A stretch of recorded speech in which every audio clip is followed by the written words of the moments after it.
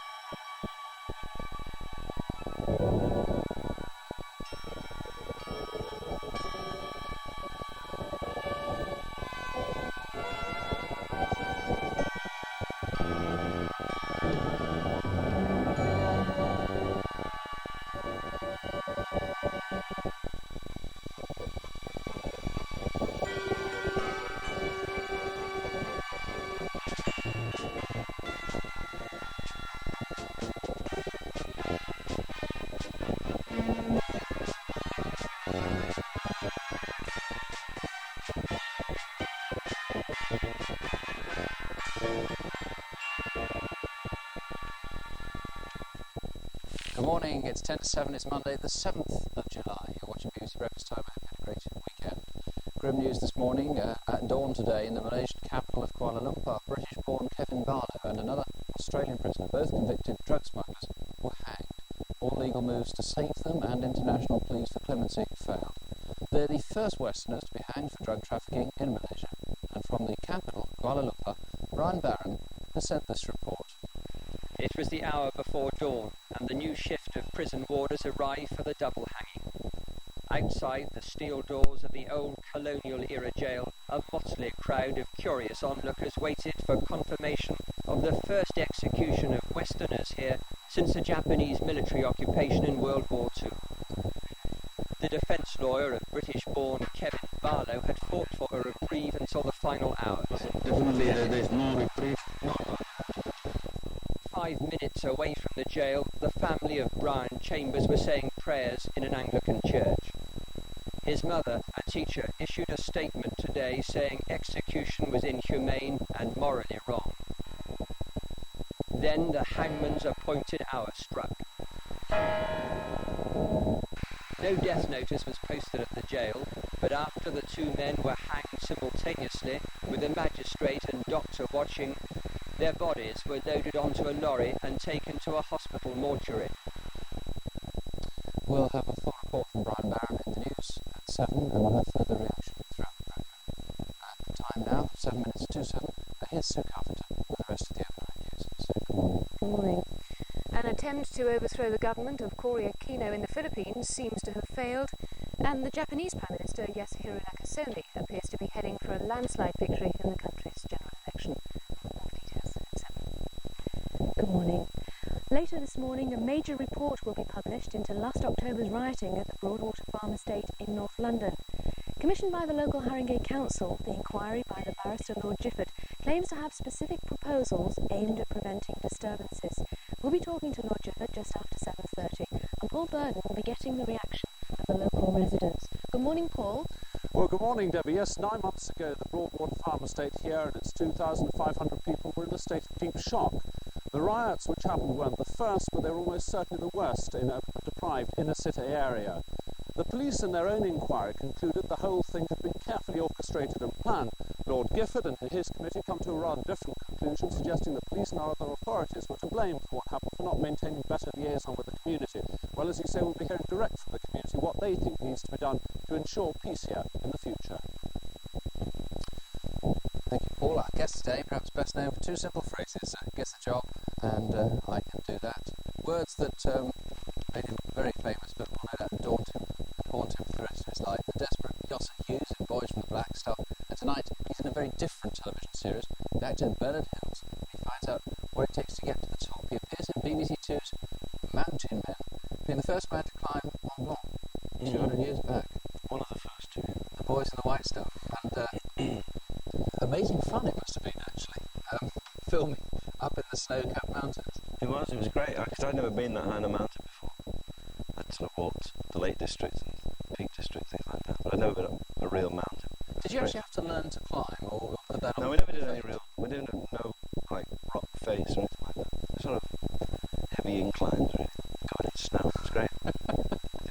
harder in Wales, actually, for the... All very different forests. from modern climbing, I suppose. I mean, being in the 18th century, you didn't have all the gear we associate with it. No, none of that. No, they just climb. They just sort of, I don't know what they woke up in, you know. And when they got high, they just put the waistcoats on. Hope you haven't had to have tough guys to get away from the pollen, but the weather's been pretty hot stuff, hasn't it? Not bad. I'm pleased to see we've got the sandy shore of weather reporting with us this morning for the rest of the week. Good morning, Ian. Good morning, Debbie. It's going to be one of these, it could have been a lot worse sort of days. A lot of dry and fairly bright weather too. Have a look at this morning's satellite sequence and you'll see last night's showers moving away southeastwards and more broken cloud, patchy clouds coming across the country. It's by no means perfect. Look at this lump of cloud here. This is going to give the south another poke in the eye later on today and tonight, but clearing away by the time tomorrow comes. And there's that more patchy cloud coming across the country. All of us having a little bit of sunshine. Let's have a look at this morning's chart now and see what's in store. Right, most of us dry. There are a few showers in the north, but some rain getting into Northern Ireland round about the middle of the day. And then in the afternoon, that rain moving down into southwestern parts of England and Wales, probably getting into the south and southeast of England too by the end of the day. But that's more during the evening. Most of us having a dry, bright, and really quite reasonable day, and not really very windy either. Winds will be quite light everywhere, I think, through the day. Temperatures are acceptable rather than exciting. 16 is 61 Fahrenheit, 21 is 70 degrees Fahrenheit. The pollen count not as high as it should be. The showers have been keeping it down. Moderate pollen count, still plenty of sneezes about. And the summary, there you are. That's it.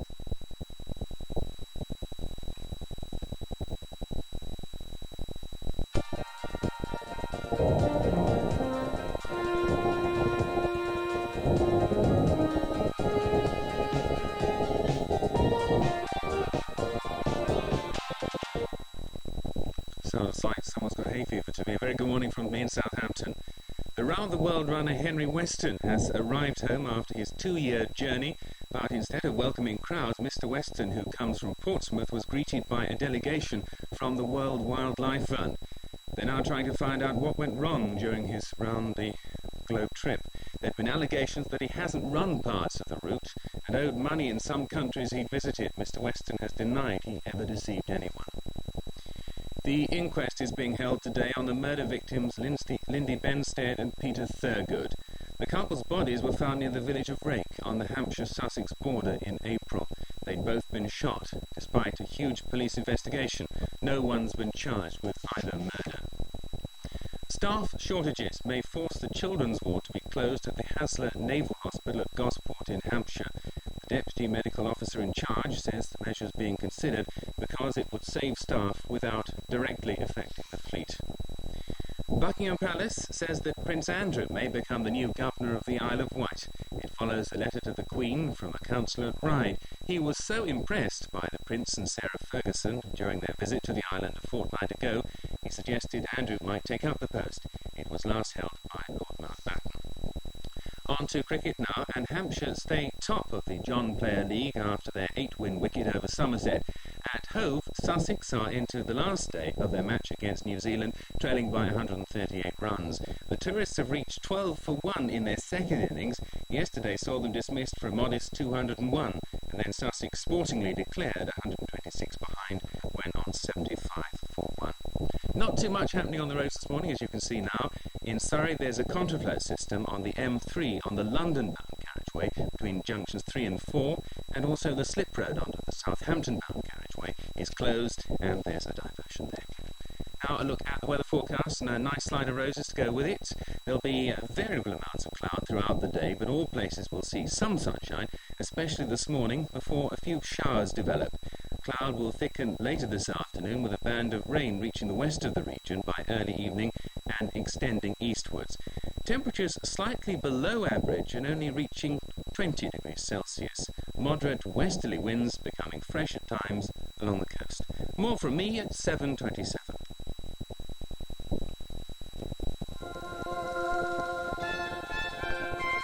In the next hour, rough justice. Did the drug smugglers have a fair trial? Half a league onward, Botham joins the walk round England's soccer club. news. And the beat goes on for stylish Steve Strange. That's all in the next hour on Breakfast Time.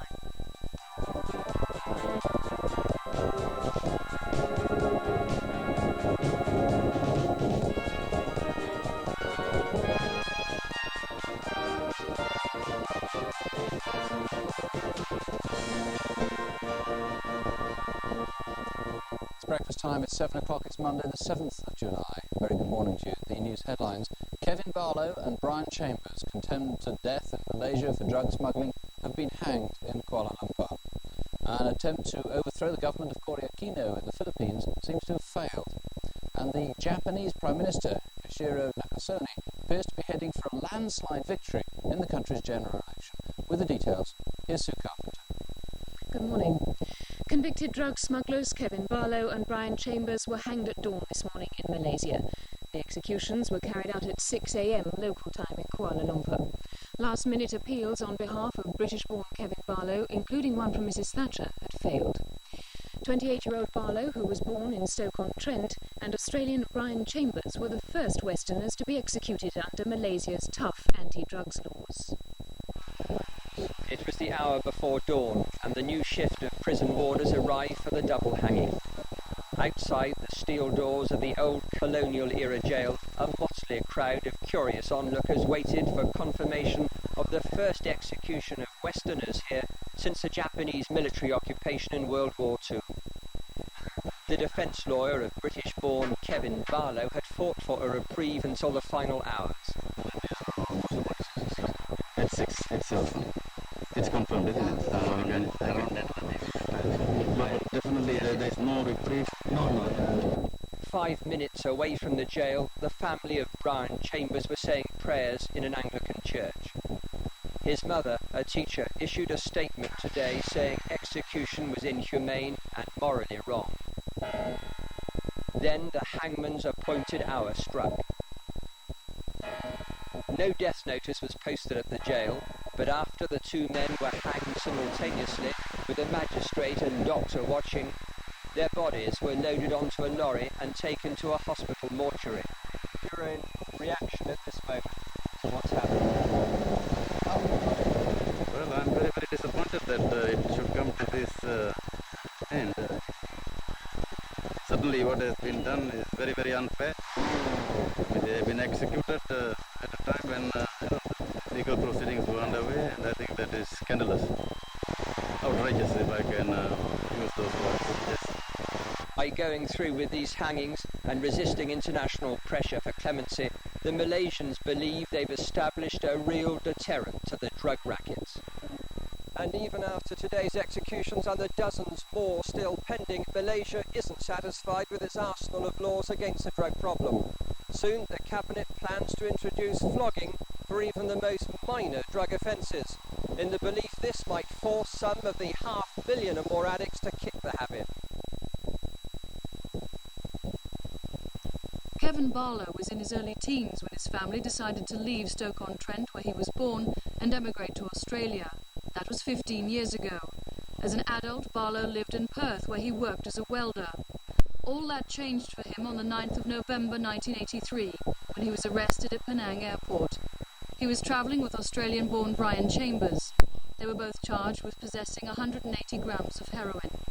Under Malaysia's tough drug laws, it's a crime which automatically carries the death penalty. The men were held in Pudu jail in Kuala Lumpur. They protested their innocence right to the bitter end. I think it's the government's getting free publicity. And the publicity they're getting is having the maximum possible effect. They couldn't hope for better publicity for the new laws. They're not really bothered about who's innocent or guilty. Relatives of the two men fought hard to save them from the gallows. Barbara Barlow, Brian's mother, appealed to the Queen, the King of Malaysia, and the British government. There were pleas for clemency from Australia's Prime Minister Bob Hawke, who described the hangings as barbaric. And yesterday Mrs. Thatcher also asked for a stay of execution. But the pleas and legal appeals all failed. Kevin Barlow and Brian Chambers were hanged in Malaysia this morning. Ironically, it was under a mandatory death penalty law that was introduced only months before they arrived in Penang. months that probably cost them their lives. An attempt to overthrow the government of President Corazon Aquino in the Philippines appears to have collapsed after 200 rebel soldiers surrendered. They claim they were tricked into thinking the coup was backed by government ministers. Supporters of the deposed President Ferdinand Marcos took over the luxury Manila Hotel and swore in the former Foreign Minister Arturo Tolentino as acting president. As acting president of the Philippines. Defence Minister Juan Ponce Enrile was invited to join the rebels, but he refused. I am flattered, but I'm not looking for another job. About 100 rebels are now left in the hotel, surrounded by government troops. President Aquino has ordered her forces to act with maximum tolerance, and so far no violence has been reported. The general election in Japan seems to be heading for a landslide victory for the outgoing Prime Minister, Mr. Yasuhiro Nakasone. With 3/4 of the results declared, Mr. Nakasone's Liberal Democratic Party is sure of an overall majority in the lower house of Parliament, the House of Representatives.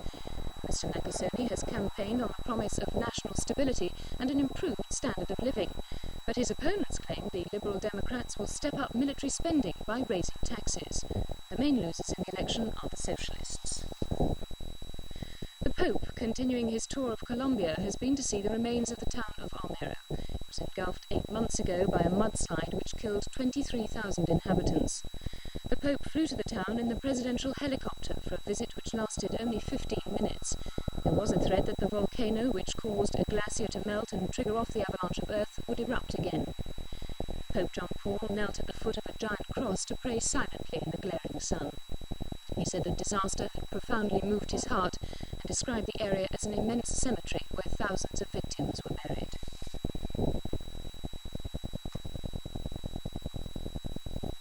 Charity runner Henry Weston has arrived back in Britain, still dogged by controversy. He set off more than 2 years ago to run around the world and raise money for the World Wildlife Fund. But as Paul McRae reports, there had been doubts about the distance Weston actually covered and the amount of money that he collected. After 2 years on the road, he returned to trouble. Allegations that he'd left behind unpaid bills of thousands of pounds. Rumours that he'd not run all the way. It was 21,700 we were supposed to do. We actually ran and walked 17,400 kilometres. So what happened to the other 4,000? Saudi Arabia, we couldn't get in. We were held up on the Syrian border. Our visas expired. We abandoned our vehicle on the support vehicle on the Saudi border. Couldn't get in. Burma, we couldn't get into either. His marathon was meant to raise money for the World Wildlife Fund. It did, just under £1,100. Henry Weston claims the debts have been settled. Amid muted celebrations, he said he wouldn't be doing it again. And that's it. The next summary is at 7:30. That's it. Thank you. As you just heard in the news, the death sentence was carried out in Kuala Lumpur last night on British-born Kevin Barlow and Australian Brian Chambers, who were found guilty a year ago of smuggling heroin into Malaysia. They're the first Westerners to be hanged under Malaysia's tough drug laws. Now, watching our reaction is the Malaysian journalist Zainal Abidin Bado. Welcome. And can you explain to us, first of all, Zainal, why is it that Malaysia has these draconian, these very, very tough laws, mandatory death penalty for drug smuggling? Well, first, may I say that I feel very sorry for the family of these two unfortunate chaps.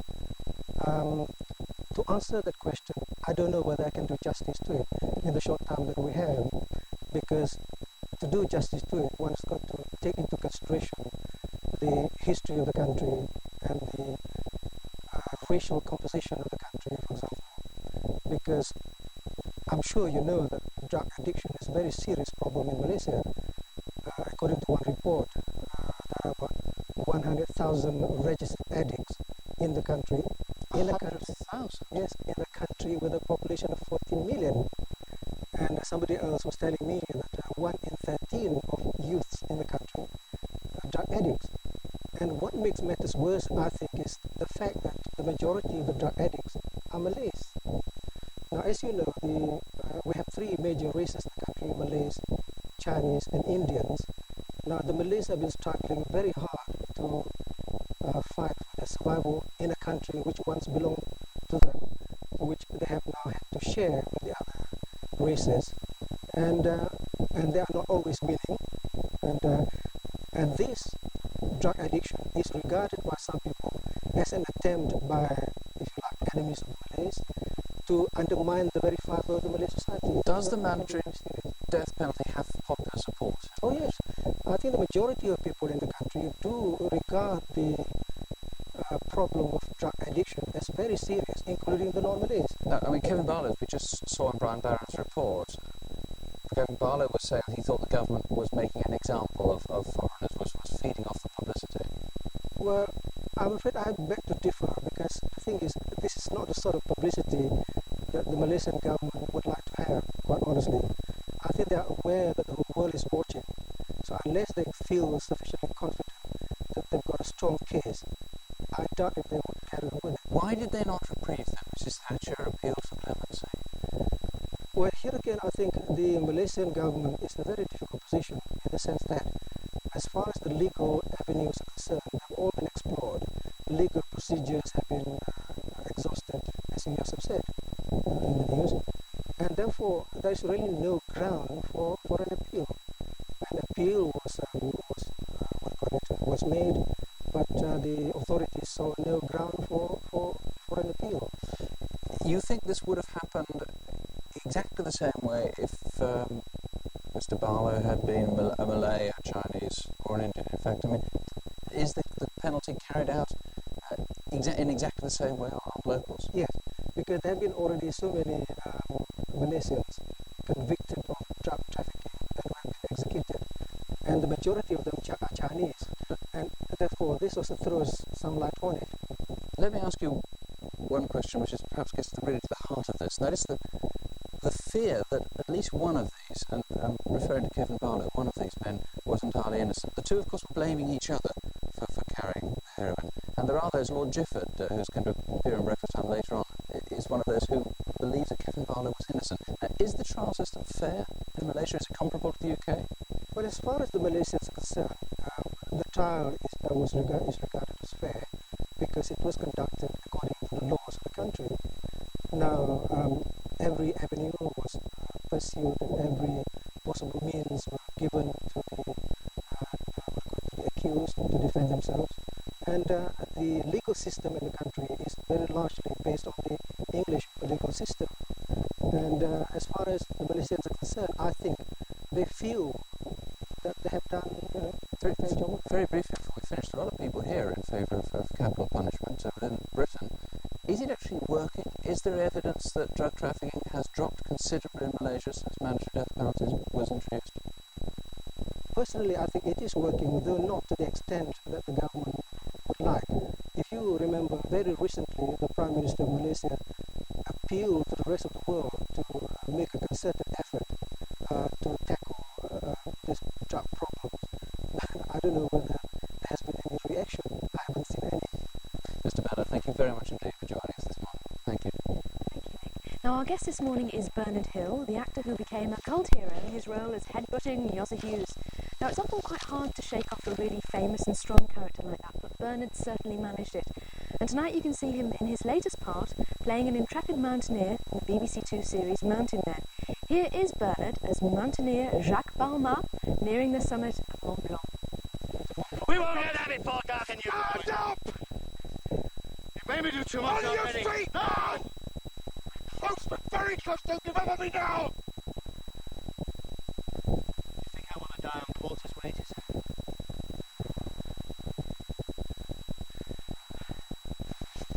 How of a fool do you think I am?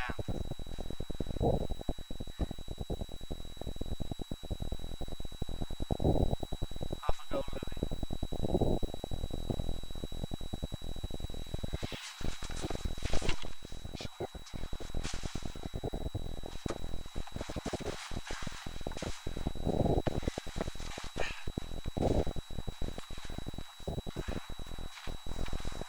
Waiting for?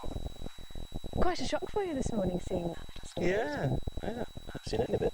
Well, don't you kind of view it as it goes along when you're making something like that?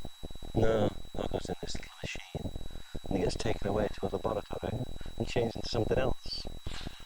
But is that how you felt when you were making it? Is that how you felt it looked like? No, it wasn't as dangerous looking as that. So it's quite simple. So there was sort of a cameraman lying on his back making it look steeper, was it? That's right, yeah, he's up there up our nostrils. You have to learn a lot about mountaineering To do for the that? part. No, not really. No, we had a big safety team, and they looked after us well. All we did was just walk through the snow. The biggest thing was not making a fool of yourself and falling through a little hole and disappearing up to your ear. And you went to Chamonix. Chamonix, right? You were there. How did the sort of local residents react to you trying to portray their local heroes? They were great about it, really. The surprise, I suppose, was that no French team had ever bothered to do it. Because, Chamonix is there because of Mont Blanc, really. Because these two guys actually went up and climbed Mont Blanc, put Chamonix on the map. And I suppose they were just grateful that someone was going to do it. They treated us really well. We had a really good time. And what kind of character is he, Jacques Balmain? He's a bit devious, really, I suppose. I try to sort of stray away from the obvious sort of money-making aspects of his character. He was a bit of an opportunist, really. And when he came down, he lied, you see, because good old Dr. Paccard it was like a scientific expedition for him, but for Jacques Balmain, it was very much a lifesaver because he was a guide, a local guide, and for him to go and climb the mountain meant that his fortune was made, his career was safe. He was always going to have work taking people up his mountain, you see. But Paccard was going to be off, and he was the local doctor, so he was probably going to move on eventually, even though the family still lived there, which is what happened. But Balmain, his career was settled once he knew it. Once he'd done it, he knew that was going to happen. So he moaned and groaned and said, "No, there's devils up there, and there's no air up there." And that's what Paccard was all about. He wanted to find out just how little air was there. He knew it was quite safe, really, as far as being able to breathe was concerned. But Balmain was a little more superstitious than that. Quite an ordinary chap, really, sort of very superstitious working class bloke. So when he came down, there was another famous climber of the time, and Balmain spilled the beans to him, but slightly distorted the truth, saying that he dragged Paccard up to the top, screaming and shouting, saying, "No, it's too dangerous." And Balmain just gained all the acclaim and all the praise. And that's how it went down in the legend, really. Yeah. There's a scene in the film where the Paccard's father saying, "Why did you lie about my son?" And he said, "Well, I needed the money." Fair enough. Thanks for the moment, plan. Nick. Dragging us now to the pinnacles of sport is Paul McDowell. What is there to talk about now that Wimbledon's over? Well, another man who's climbed a pinnacle for a second year in a row, of course, Boris Becker, starting his second year as Wimbledon champion. What a mountain that is to climb, after producing a crushing display of par tennis, which saw the world number one, Ivan Lendl, beaten in straight sets.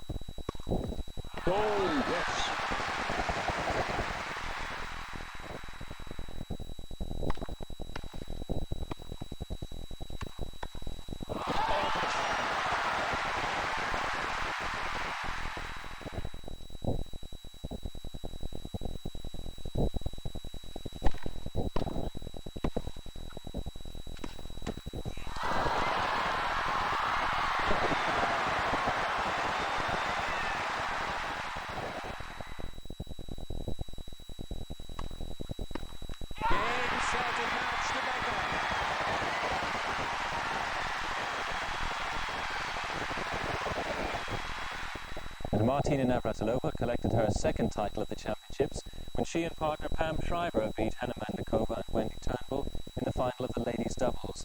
But Martina couldn't make it three in a row. In the mixed doubles finals, she and partner Heinz Gundhard lost to Ken Flack and Kathy Jordan. The Swedes Mats Wilander and Joachim Nyström beat Gary Donnelly and Peter Fleming in straight sets in the final of the men's doubles. The next week's British Grand Prix looks set to be quite a thriller following Nigel Mansell's victory in the French Grand Prix. That's his third in the last four Grand Prix. He's now just 1 point behind Alain Prost in the Drivers' Championships. Brazilian Ayrton Senna was leading the championship table, but his hope of further points ended on the fourth lap when he careered off the track. The key to Nigel Mansell's success was again the speed of his pit stops. He made 2 stops, Each time, all 4 tyres were changed in under 8 seconds, so the Williams mechanics maintaining their record as the most efficient on the circuit. After a second stop, Mansell used his better grip to recover his lead from Prost within a few laps, and he held on to that lead to take the checkered flag 17 seconds ahead of the Frenchman, teammate Nelson Piquet, third. That's the racing tip for today. Richard Pittman's tip it is. No restraint, 4:30 at Edinburgh. No restraint, 4:30 at Edinburgh. I would remind you that you can catch the third test at Edgbaston on BBC Television starting at 10 to 11 this morning. Not to be missed. Now, our guest this morning, our next guest, couldn't have chosen a better weekend to be in London. He's pop star Eugene Wilde, and he's an avid sports fan. He's here on a flying visit and goes home to the United States later today, but he'll be back later on in the year because London, he says, is the best place to write music. In the meantime, he's hoping for success for his latest record, which is called Diana. Ooh, Diana, look at me that way, try to understand what I've been going through. Diana, I give you anything if it means that you belong to me. Oh yeah, don't you see that you are to me? I don't think I've heard you do a ballad before. Well, actually, ballads happen to be my forte. I've done a couple of tempo tunes as well, singing lead with the group Simplicious, which happens to be my family. Let Her Feel It, also personality, and She Cooley as well.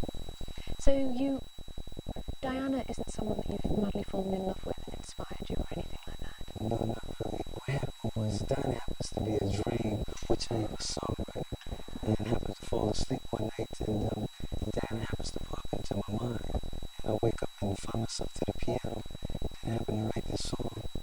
Is it easy as that usually when you write songs? No. You said, or I said rather, that you believe that London is a great place to write music. I'd have thought that familiar surroundings, being at home, and a mug of coffee when you want it, that sort of thing, would help you to feel settled and secure and write songs. No, what happens is London is the great escape, the getaway. Once I'm home, everything becomes so stereotyped. Everything is the same. I wake up, I do this the same, I do that the same. So I get away and come to new surroundings, and my mind seems to open up. What sort of things about London inspire you? Well, I love the weather. The weather? So a lot of people love it sunny all the time. I get that all the time in Miami. So I come here and the weather's different. I love rainy, gray skies. But doesn't that make you write miserable music that no one wants to listen to? No, it puts me in the right spirit, you know. What have you been doing in London this time? Well, I'm here on a promotion tour, and I've been promoting my new single, which happens to be Diana. And I just changed record companies, which happens to be MCA, and I come over to meet all the staff at MCA as well as doing a promotion tour. I've been doing a lot of radio, a lot of television, personal appearances as well. Isn't that the rough side of being a rock star, though? Isn't that the pits? No. In actuality, that's the part I really like doing. Going and promoting. Yeah.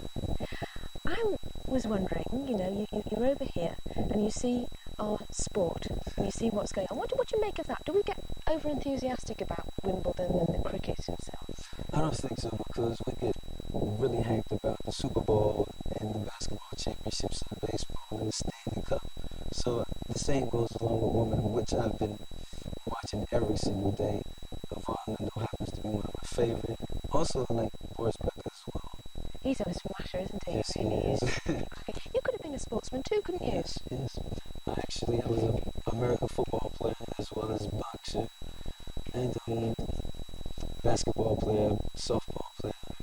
I think you've still got some of the pads left here. I think that's left over from the American football. I'll get back and be able to play a little. Well, Eugene, thank you for coming in to talk to us this morning. And on the subject of our great British weather, which some of us think is not always all that great, here's Ian McCaskill. Good morning. Well, some rain for Eugene this evening, but you get your notepad out right now. A lot of dry weather to come for many of us too. Have a look at this morning's satellite sequence and you'll see just what's happening to the weather. There's last night's showers moving away, much more broken clouds coming across the country from the west, but there's another blob of cloud out here that is going to come along and spoil things a little bit for us out, but not till later on today. Many of us having a dry day with a little bit of sunshine at times, and that's the position we have at the moment. This morning then, 1 or 2 showers in northwestern Britain, most of us dry, most of us having well-broken clouds, some sunshine at times too. But there will be some rain coming along that'll get into Northern Ireland round about the middle of the day, and that rain's going to spread on in the afternoon, I think, into southwestern parts of England and Wales, not till later on though, and then in the evening some rain coming across into central, southern and southeastern parts of Britain there. Many northern and western parts of Britain are staying dry, just the odd shower to contend with. So not a bad day, not unbroken sunshine, but not a bad day. Winds are going to be pretty light everywhere, I think, today, not too strong at all. Temperatures, well, acceptable rather than exciting, not particularly warm. 16 is 61, 17 is 63 Fahrenheit, 21 in the southeast, pleasant, 70 degrees Fahrenheit. The pollen count moderate everywhere, I think, still some sneezes about, but not just as high as it could be. It may well get just a little bit higher though. And finally, well, there are a summary of all that, not too bad.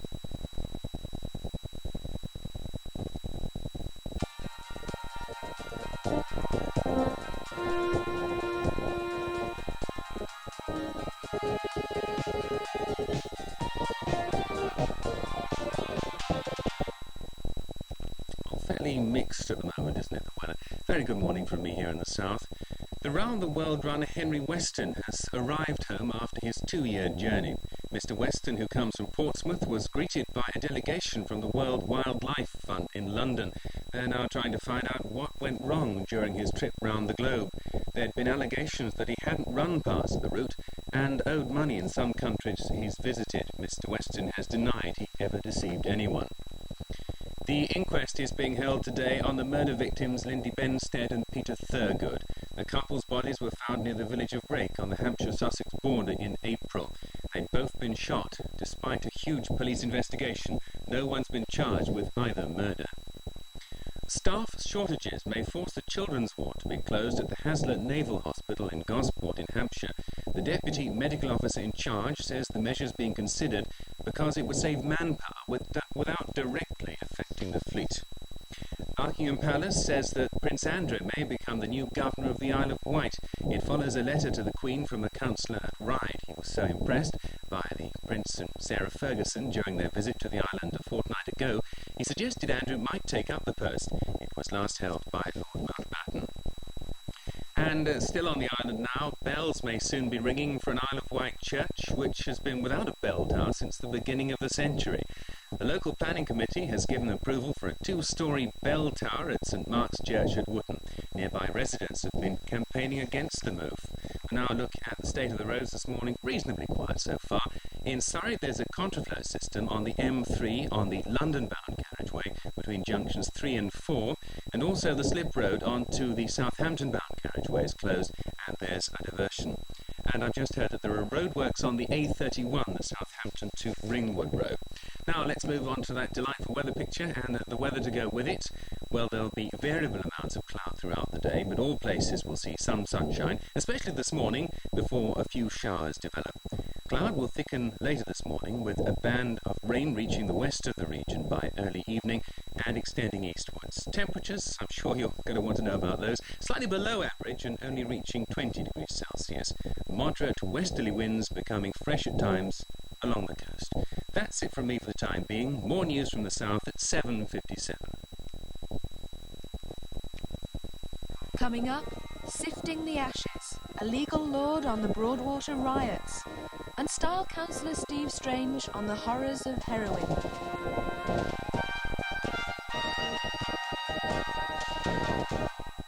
It's Monday, July the 7th, and it's just before 7:30. Time now for a summary of the news.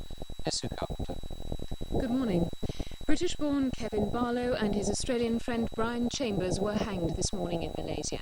In spite of international appeals for clemency, the two became the first Westerners to die under Malaysia's strict laws against drug smuggling. It was the hour before dawn, and the new shift of prison warders arrived for the double hanging. Outside the steel doors of the old colonial-era jail, a motley crowd of curious onlookers waited for confirmation of the first execution of Westerners here since the Japanese military occupation in World War II. The defence lawyer of British-born Kevin Barlow had fought for a reprieve until the final hours. Definitely there is no reprieve. 5 minutes away from the jail, the family of Brian Chambers were saying prayers in an Anglican church. His mother, a teacher, issued a statement today saying execution was inhumane and morally wrong. Then the hangman's appointed hour struck. No death notice was posted at the jail, but after the two men were hanged simultaneously, with a magistrate and doctor watching, their bodies were loaded onto a lorry and taken to a hospital mortuary. An attempted counter-revolution in the Philippines appears to have collapsed. Supporters of ex-President Marcos seized a Manila hotel and proclaimed a new government yesterday. They claimed the backing of Defence Minister Juan Ponce Enrile, but he went on television to declare his loyalty to President Cory Aquino. Last night, most of the 300 soldiers who'd taken part in the rebellion surrendered to the army, but about 100 rebels and their leaders are still holding out.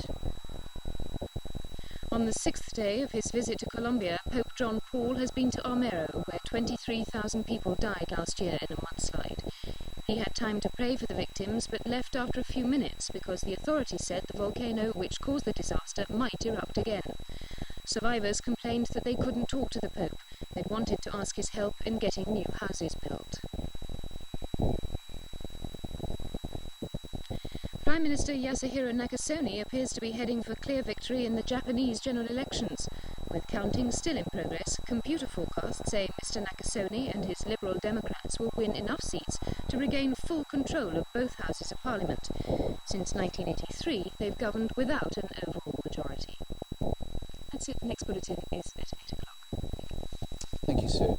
Today, as Sue was saying, sees the publication of the latest inquiry into last October's riots at the Broadwater Farm estate in North London. The night's disturbances on the estate began after Mrs. Cynthia Jarrett collapsed and died during a police search for her Broadwater Farm home. One policeman, Peter Blakelock, died in the fighting. Hundreds of people were injured. Now, this inquiry report was commissioned by the local Haringey Council. It was chaired by the barrister Lord Gifford. And the report makes 12 principal recommendations, including cooperative policing on Broadwater Farm based on respect and equality, a new elected authority to run the police, a special police training unit in Tottenham to improve racial and community understanding, a programme to fight unemployment on the estate, and government grants for Haringey in line with other deprived boroughs. Well, Lord Gifford QC, inquiry chairman, is with me now. I suppose in simplistic terms what people want to know is whose fault were the riots, the communities or the police? Well, you can't clearly give a simplistic answer to that question. We say that the blame for the cause of what happened is to be found in an appalling state of relations between the community and the police. We trace the history of that, and we blame the senior leadership of the police for failing to implement any kind of real community policing. The community organisations who have done a tremendous work on Broadwater Farm, there's a lot of good news in this report about what they've done to build up this estate across racial lines. They wanted to talk to the police.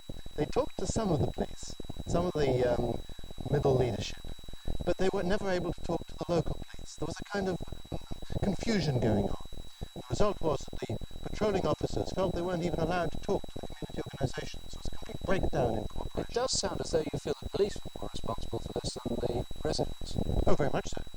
I believe that the police, in a number of respects, going right through the years from 1981 onwards, right up to the evening that that tragedy happened and Mrs. Jarrett died during a police raid, that the police mishandled a number of events and failed really to recognise the value of this community and that their honest purpose. They wanted the police thought they were the enemy. Yet a police report by Deputy Assistant Commissioner Richard suggested that there had been, I think, lakes of petrol set in store was one of the headlines, that this had all been planned by some disaffected local youth for months. That was a grossly untrue statement for which there was no evidence, and Mr. Richards later retracted it and said that really all he meant was that some of the petrol missiles that were thrown had spilled and created one or two police accept that now. Now, you want quite radical changes, it seems to me, in the police. I mean, an elected authority to run the police. You already have police authorities. You're talking about something much more drastic. Well, we have no police authority in London at all. The only person who is meant to run the police in London is the Home Secretary. We need an elected police authority for London. But we also make a number of recommendations as to how we work within the existing framework, how we use the consultative structures which exist, how the police themselves need to institute a programme to eradicate racism and oppression from the policing of this area. I'm intrigued that you say blame rests principally with the police, when the public perception is perhaps, the public memory of it is perhaps going to be a PC Blakelock, one policeman dead, well over 200 policemen injured, some quite severely, far more than local residents were hurt. Yes, but we've got to ask why these things happen. And this thing finally happened when people were blocked from leaving the estate to make a demonstration at the police station against the way that Mrs. Jarrett had died.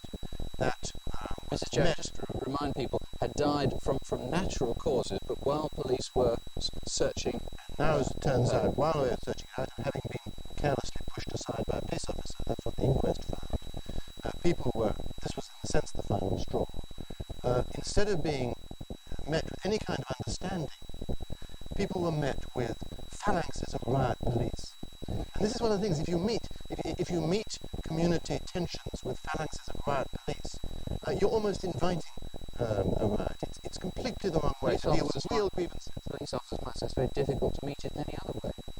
But if you meet, and it actually happened that afternoon, there was an earlier demonstration at which the grievances of the community were met by ordinary uniformed officers just standing there in a small line, and nothing happened. If you treat people, as human beings, you understand their grievances, instead of treating them as the enemy, which finally happened. Do the police treat people as people, or do they treat them as black people? Did you find real evidence of racism among the police? Terrible evidence. We had a number of witnesses who were white people living nearby in Broadwater Farm. Police, when they reported burglaries to them, were talking about, it's those wogs, those coons on Broadwater Farm. That we really need to eradicate racism. It needs leadership from the very top of the police force. And what really appalls me is that the senior ranks don't seem to be getting to grips with this. They started a training program and then they suspended it for a year. I think we've got a long way to go. There were some fairly inflammatory things said by Bernie Grant, the Haringey Council. Do you have any criticisms of Mr. Grant or the Council in general, or were we somewhat constrained because you were set up by the We weren't council? constrained at all. We were very independent of the Council. We said that those things should not have been said. We expressed a certain understanding of why they were said, and we commended Mr. Grant for trying to get to grips with the grievances of the community, which were very real. But we said that in fact he shouldn't have said what he said. Well, Gifford, obviously your report is going to make the news a big way today. Can I, before you go, just ask you about another headline piece of news this morning in which you're also deeply involved? We've heard the tragic news from Kuala Lumpur of the death sentence being now imposed and actually used on Kevin Barlow. He died this morning. You've been out there, you tried to intervene in this legal process. What's your response? Well, I mean, it's part of the same thing. Both these stories are about justice. Justice for black people in Broadwater Farm. Justice for people who are accused on the thinnest evidence. What appalls me about the hanging of Kevin Barlow is that I believe he was innocent. The case against him rested on the fact that some heroin was in a suitcase carried and owned by his travelling companion. The judge just assumed he must have been involved as well. You cannot hang people on that sort of evidence. That's the tragedy. Well, thank you very much indeed for joining us this morning. Now, as well as Malaysia's execution of 2 drug smugglers, as we've just heard, heroin has also been making the headlines this month amidst allegations that Boy George is suffering from drug addiction. Of course, he's not the only pop star to know the horror of drugs. With us this morning is Steve Strange, who's fought a long, hard battle against heroin addiction. But before we talk, let's hear one of his band's recent videos. This is Strange Cruise and Rebel Blue Rocker. Rebel Blue Rockers. There ain't no others. You don't mess with this gang.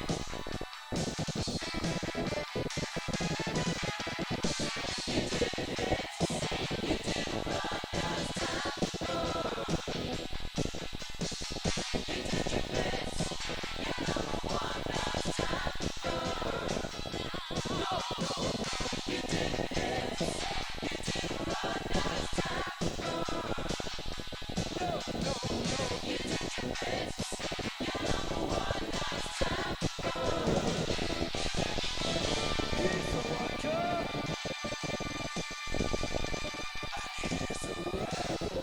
Now that's not your latest single. Your latest single is The Beat Goes On, but no video from that yet. Well, no, we're going to Ibiza, which would be nice, on Friday, I think, to make the video for that, in a nightclub called Hugues, which is one of the best nightclubs in the world. Now, pop music isn't all about glamour and going to nice places. It also has its dark side.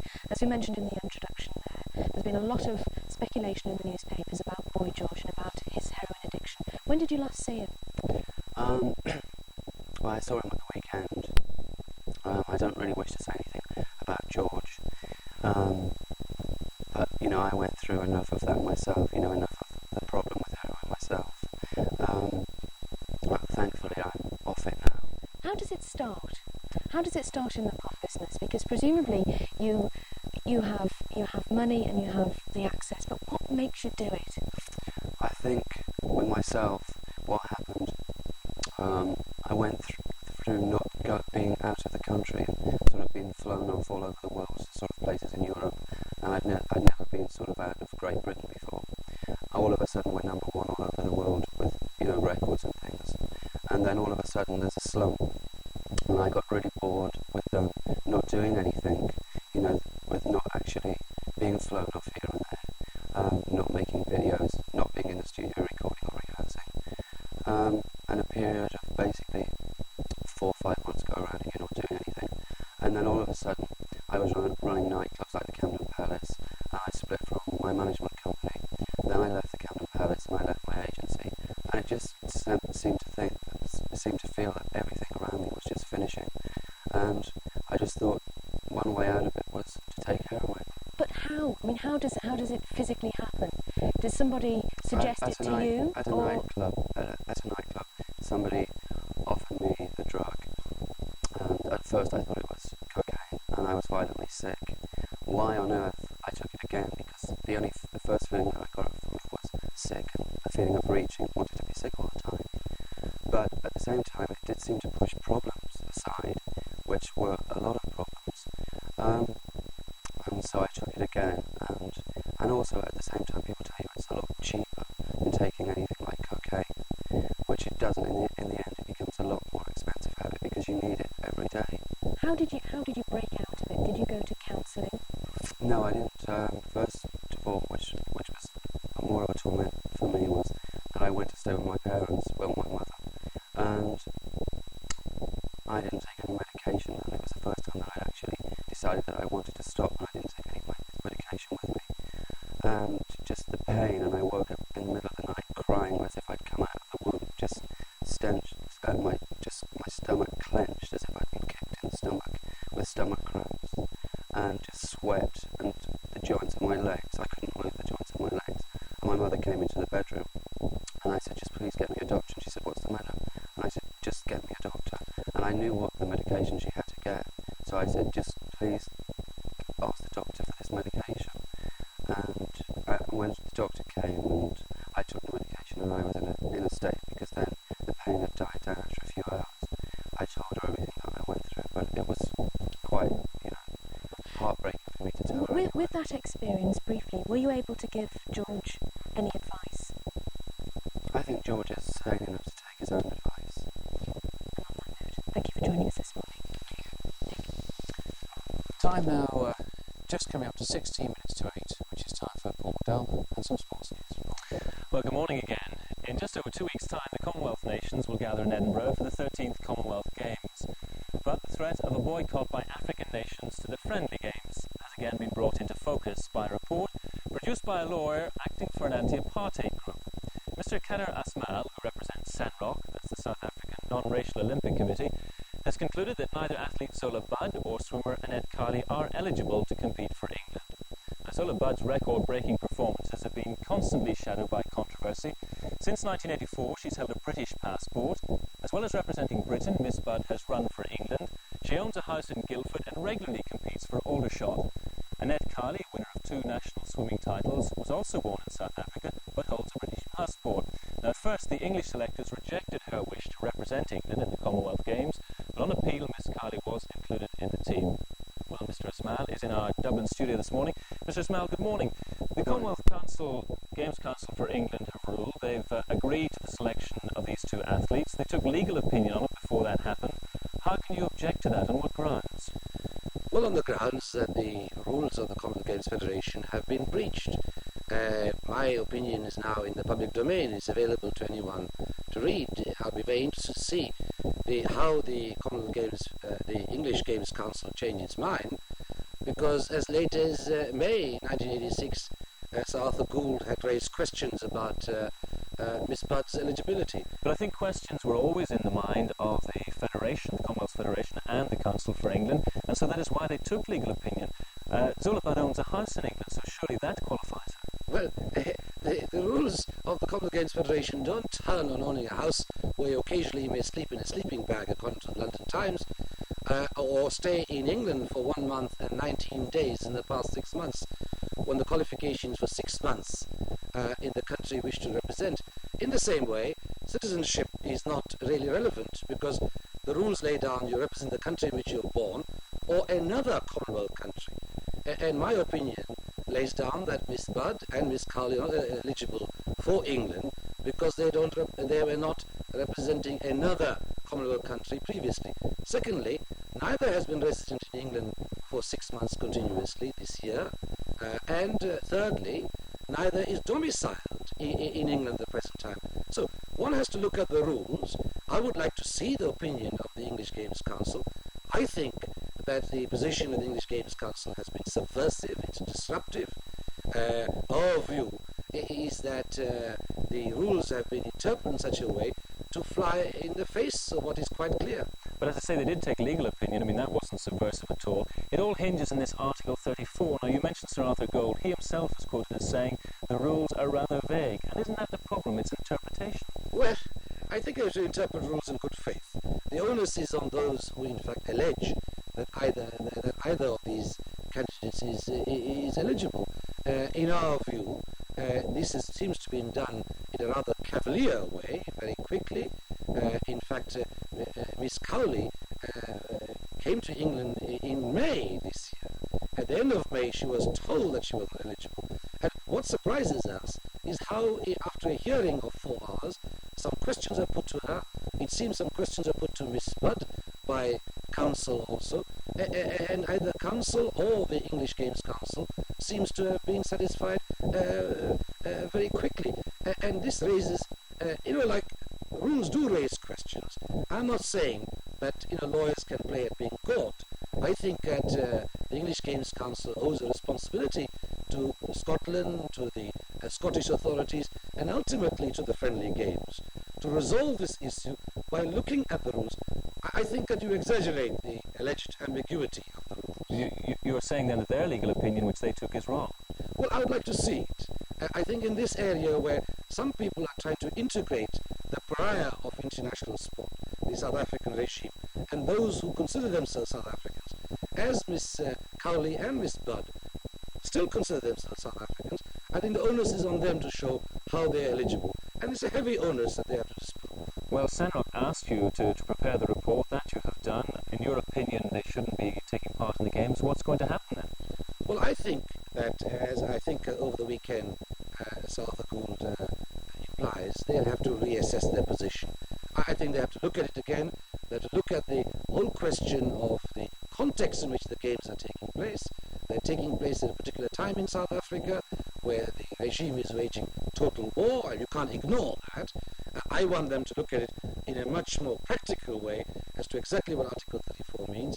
I think they're minimizing the clarity of the meaning of Article 34, but at the end of the day, it turns on the fact that if a large number of Commonwealth Games federations believe that the English Games Council is wrong, then either the English Games Council will resolve it before the games begin, or there will be acute controversy before we come to the beginning of the games.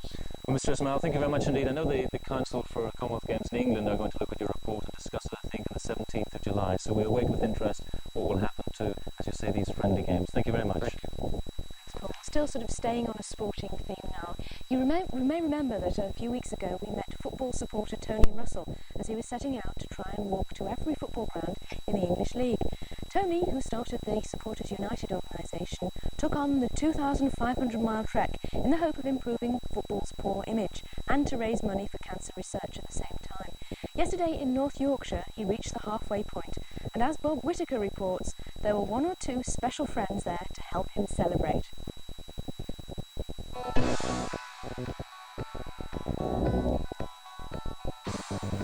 It's been a long, hard road for Tony Russell, hot-footing it between all 92 Football League clubs.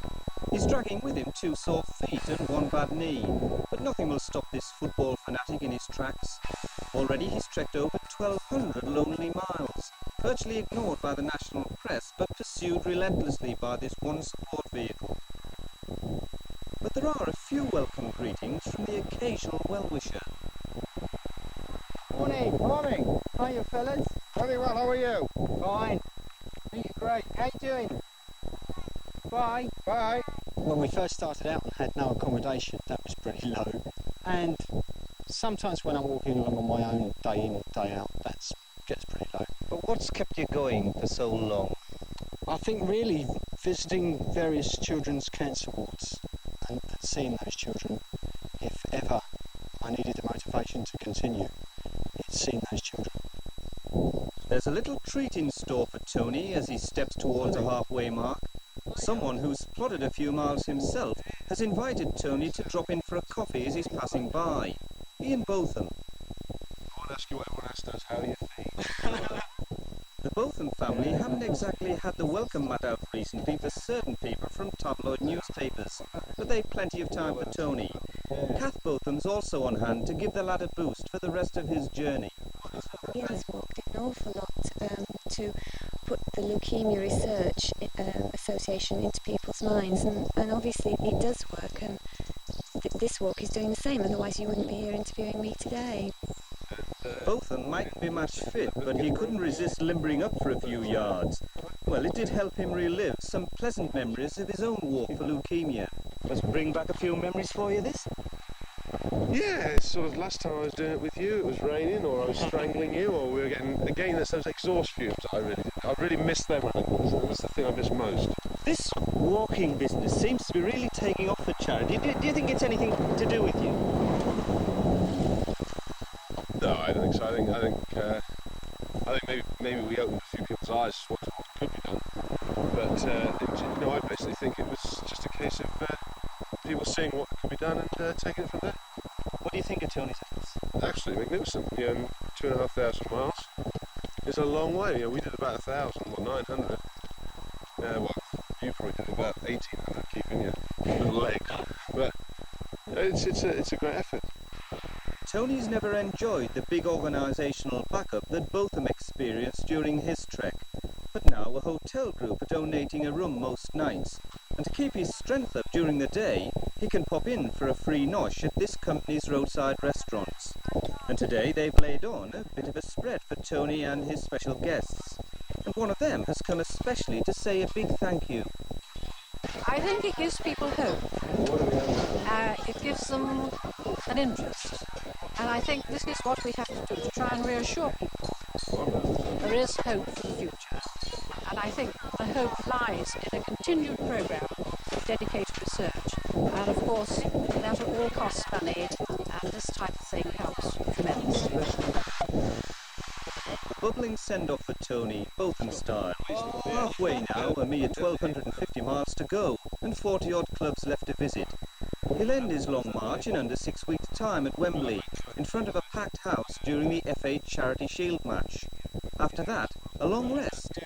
No, after this the work really starts. I'm working on a project called Walk for Life, which will involve hundreds of football supporters all over the country walking from their local club to their nearest rivals simultaneously. So there's a lot more planned here. A report by Bob Whittaker, always seems to be walking alongside Botham somewhere or other.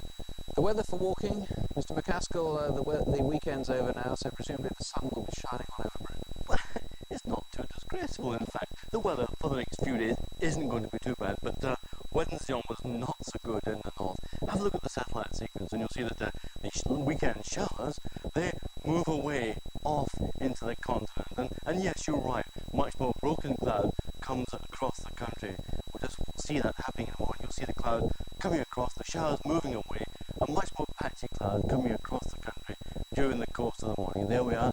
You can see that more broken cloud, good chance for some sunshine at times. But this blob of cloud here, let's have a closer look at that, because that is going to come along, I'm afraid, later on today, not this morning, not this afternoon, but later on today, and spread rain into Northern Ireland, and that rain getting into southwestern districts later on this afternoon, and no doubt down into the southeast during the course of the evening and night. This is the forecast sequence. You'll see well-broken clouds through the day, most of us getting just a little bit of sunshine at times, and that's going to keep coming along. But there's that blob of cloud coming into Northern Ireland by about the middle of the day, and then spreading into southwestern districts by the end of the afternoon, and then getting down into the south and the southeast during the course of the evening. Farther north, just a mixture of sunshine and the occasional shower during the day. Let's put just a little bit of detail on that. There's this morning chart. 1 or 2 showers in the west and 1 or 2 showers in the west country too. Most of us dry, most of us having broken cloud and some sunshine at times during the morning, but rain getting into parts of Northern Ireland by the middle of the day. And then in the afternoon that rain gradually spreading into southwestern parts of England and Wales, and then during the evening and night across the south of the country. The rest of us just a few showers. Winds not too strong anywhere today, quite moderate breezes as you can see. Temperatures not exciting, but well, not too bad. A pleasant 21 Celsius in the east, that's 70 degrees Fahrenheit. Just a spring-like 16, 61 Fahrenheit in the west. The pollen, well, not too bad. Moderate pollen counts everywhere, and there's a summary of that.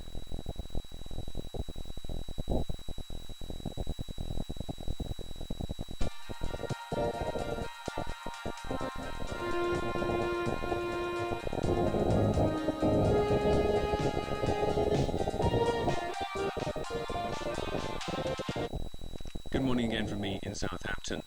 The round-the-world runner Henry Weston has arrived home after his 2-year journey. Mr. Weston, who comes from Portsmouth, was greeted by a delegation from the World Wildlife Fund in London. They're now trying to find out what went wrong during his trip round the globe. There have been allegations that he hadn't run parts of the route and owed money in some countries he's visited. Mr. Weston has denied he's ever deceived anyone. Investigations are continuing into the outbreaks of sickness aboard the cruise liner Canberra. A health official from Southampton set out with the ship on Saturday, and 2 others are due to fly out to Spain to join her tomorrow. At the end of her last cruise, 150 people had fallen ill with stomach problems. An inquest is to be held today on the murder victims Lindy Benstead and Peter Thurgood. The couple's bodies were found near the village of Rake on the Hampshire-Sussex border in April. They'd both been shot. Despite a huge police investigation, no one's been charged with either murder. Buckingham Palace says that Prince Andrew may become the new governor of the Isle of Wight. It follows a letter to the Queen from a councillor at Ryde. He was so impressed by the Prince and Sarah Ferguson during their visit to the island a fortnight ago, he suggested Andrew might take up the post. It was last held by Lord Mountbatten. Cricket now, and Hampshire stay top of the John Player League after their 8-wicket win over Somerset.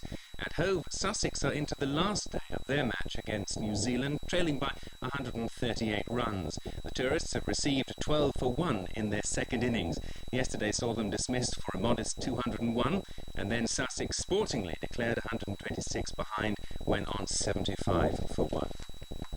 For now, a look at the state of the roads this morning. Reasonably quiet, I suppose. In Hampshire, for today only, there are roadworks on the A31 Southampton to Greenwood Road.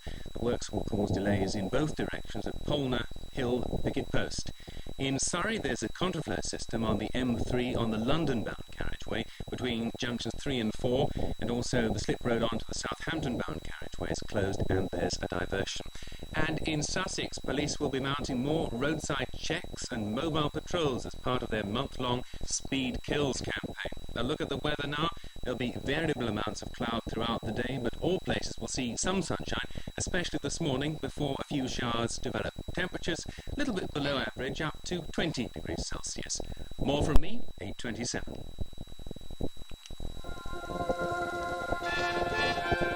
In the next hour, Broadwater Revisited. Will today's report help heal the rifts? Chasing the Dragon, a Malaysian view of the deadly drug trade. And Raising Caine, Marti's back as hilarious Hillary. All that coming up on Breakfast Time between 8 and 9.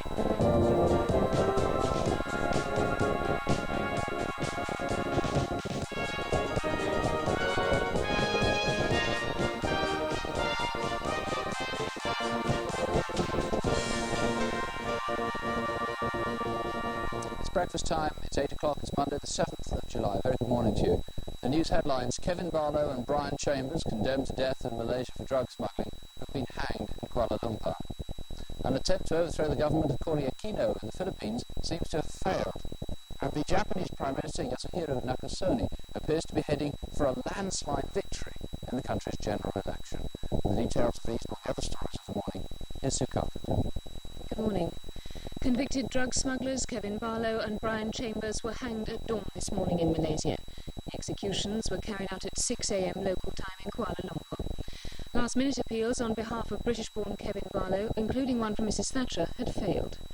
28-year-old Barlow, who was born in Stoke-on-Trent, and Australian Brian Chambers were the first Westerners to be executed under Malaysia's tough anti-drugs laws.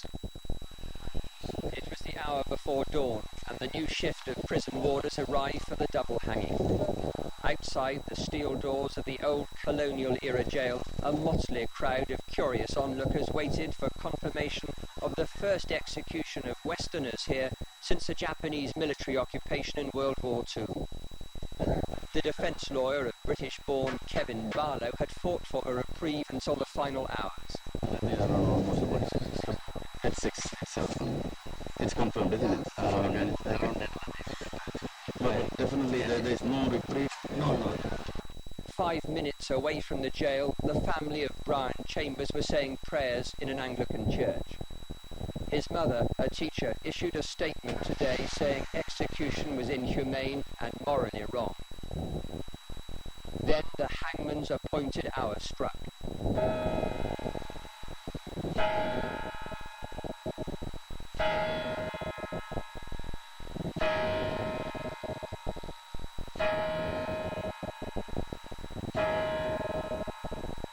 No death notice was posted at the jail, but after the two men were hanged simultaneously, with a magistrate and doctor watching, their bodies were loaded onto a lorry and taken to a hospital mortuary.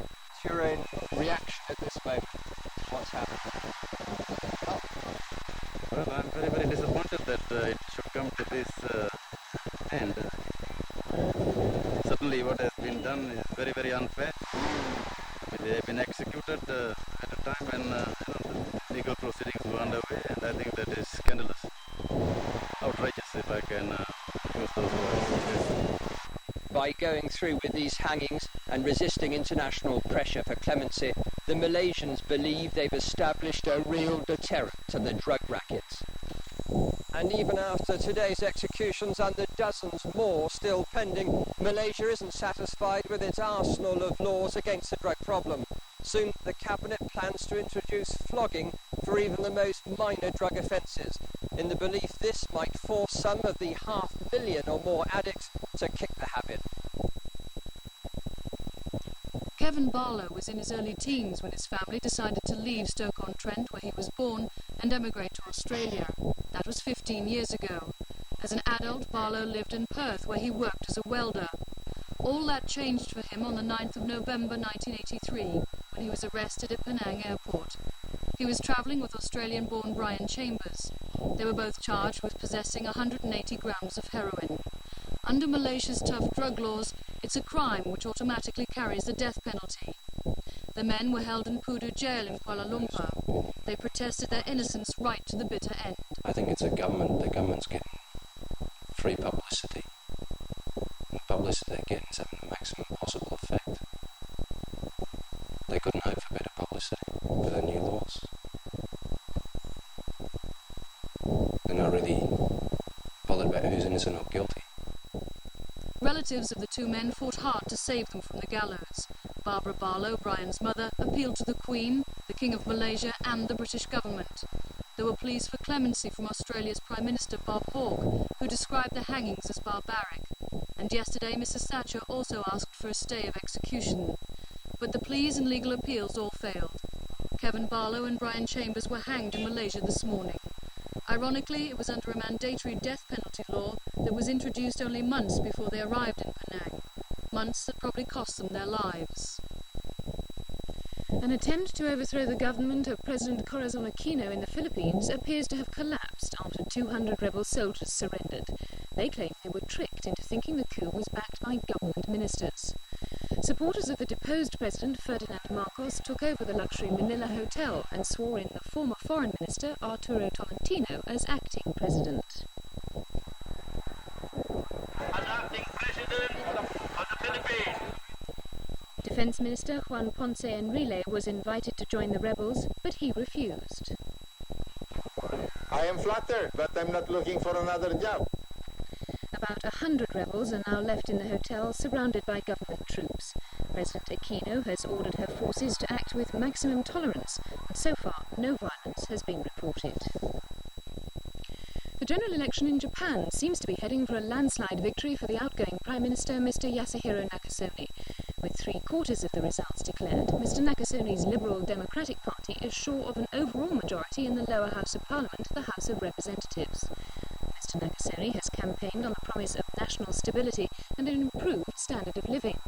But his opponents claim the Liberal Democrats will step up military spending by raising taxes. The main losers in the election are the Socialists. The Pope, continuing his tour of Colombia, has been to see the remains of the town of Almero. It was engulfed 8 months ago by a mudslide which killed 23,000 inhabitants. The Pope flew to the town in the presidential helicopter for a visit which lasted only 15 minutes. There was a threat that the volcano, which caused a glacier to melt and trigger off the avalanche of earth, would erupt again. Pope John Paul knelt at the foot of a giant cross to pray silently in the glaring sun. He said the disaster had profoundly moved his heart, and described the area as an immense cemetery where thousands of victims were buried.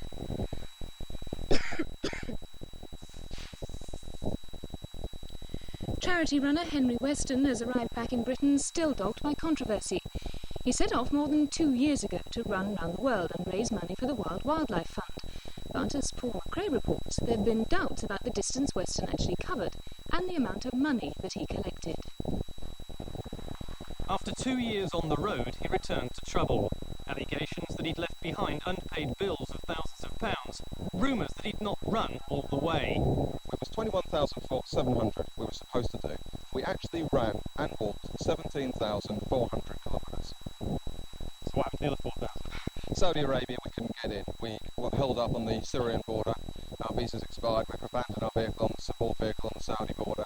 Couldn't get in. Burma, we couldn't get into either. His marathon was meant to raise money for the World Wildlife Fund. It did, just under £1,100. Henry Weston claims the debts have been settled. Amid muted celebrations, he said he wouldn't be doing it again. And that's it, the summary is at 8:30. Thank you, Sue. As Sue's just been saying, the death sentence was carried out in Kuala Lumpur last night on British-born Kevin Barlow and Australian Brian Chambers, who were both convicted of smuggling heroin. The action of the Malaysian authorities has been applauded by 2 Conservative backbenchers. Terry Dick said, "People who go to Malaysia know the death penalty is mandatory for drug pushing, and they deserve all they get." Peter Brunvels commented, "This punishment fits the crimes and was necessary to save the lives of innocent people who might otherwise have died through heroin addiction." We're joined at breakfast time now by Mark Fisher, who's the Labour MP for Kevin Barlow's hometown of Stoke. What's your reaction, first of all, to those quotes? Well, Peter Brunvels and Terry Dix, I don't believe, would have made those remarks if they'd known anything about this case. Had they known anything about the details of the case, they would know there were very, very large question marks over Mr. Barlow's guilt and certainly over the sentence. All the forensic evidence is very confused, and he was cross-examined by Mr. Chambers' lawyer, who he had previously retained, and that would never have been allowed in a British court. And Lord Gifford, who was on the programme earlier on this morning, he said he was appalled at what he regarded as prima facie reason to believe that there was a miscarriage of justice in one case. Yes. Only in the case of Kevin Barlow. Yes, in the Barlow case, and it was Lord Gifford's judgments that I was referring to then, because, as you know, he's a great expert in these matters and has been out there to Malaysia to study the case. Now, setting aside for the moment the question of whether or not there was a miscarriage of justice, because it's impossible for us to judge at this distance, the fact is that most people in Britain, I think 80% on the last count, are in favour of capital punishment. I wonder if there isn't a certain hypocrisy about us saying, we believe in capital punishment, we just don't want the Malaysians to carry it out. But surely a case like this is exactly at the heart, the nub of the case against capital punishment, because if there is ever any sort of question mark over whether somebody is guilty of a crime, the death penalty allows no second thoughts, no reconsideration, no new evidence. And it is exactly cases like the Kevin Barlow case, which to my mind make capital punishment a totally wrong and offensive way of carrying out sentences. You're somewhat out of step with British public opinion on this, aren't you? I don't know about that. All the opinion polls regularly show 70 to 80%, sometimes 85% are in favour of capital punishment. Well, I think when people actually discuss it at any length and see the difficulties involved, I'm not sure the figures are that thing. But anyway, in this case, I believe there were very large question marks over Mr. Barlow. Do you acknowledge that Malaysia has a very, very serious drugs problem? That this is, if you like, a last attempt to try to clamp down on it? Yes, the whole world has a drug problem. Yeah, but not as severe as that in Malaysia. But I think we should all be, concerned. I mean, anybody who's seen any of the effects that hard drugs have on people will be horrified by anything that did not clamp down on drugs. The question is this the right way to do it? And I believe that just as we're beginning to get international cooperation on detection and coordination between police forces, so we ought to have on sentencing, because I fear that what has happened here is the Malaysian government has attempted to, as it were, outbid other governments in being even tougher on drugs. Mrs. Thatcher, of course, in an unprecedented move, did try to intervene. She did ask for clemency. What do you feel about her intervention? Well, I was very pleased that she did, and grateful that she did. I wish she'd done it earlier, but I'm sad that it was ineffective. The very fact that the Malaysian government were deaf to both her last-minute plea and the long-term pleas of Bob Hawke, the Australian Prime Minister, suggests that they'd already made up their mind. They were determined to make a deterrent example. Fisher, thank you very much indeed. Now today sees the publication of a major inquiry into last October's riots on Tottenham's Broadwater Farm estate in London. The night's disturbances left one officer dead and hundreds of people injured. This latest inquiry was commissioned by the local Haringey Council and chaired by barrister Lord Gifford.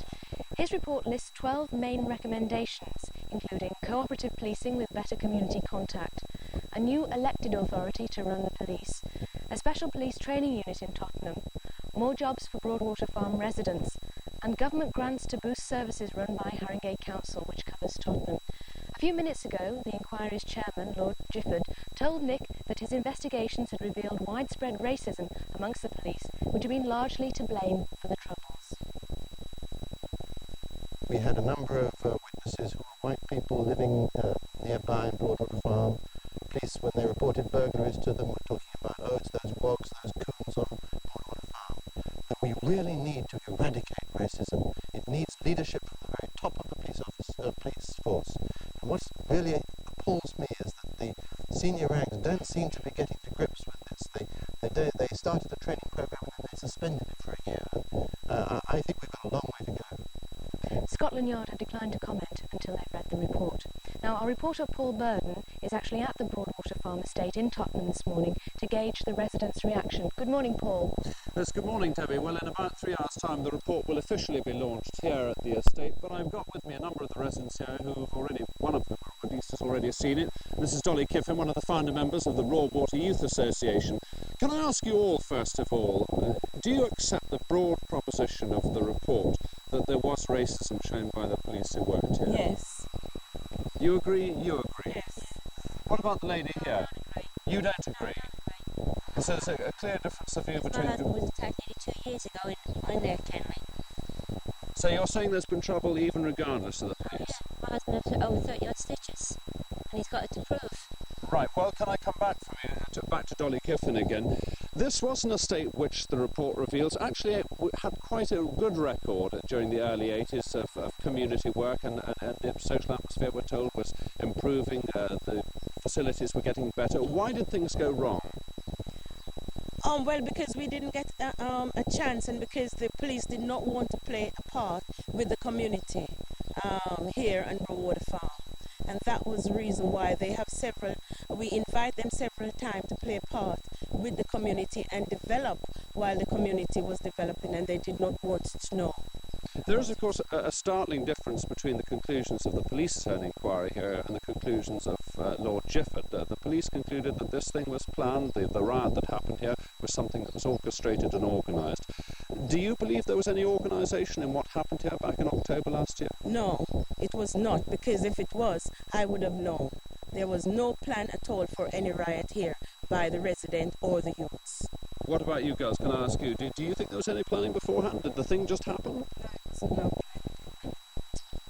It wasn't planned at all? Lady here... No, I don't think it was planned at all. So although you have a different view about the police, you don't think it was planned, it simply I don't happened? think so. I agree with the rest of the ladies, no way. Why do you think it flared up in the way that it did at a time when things here seem to be getting better? I've got a clue.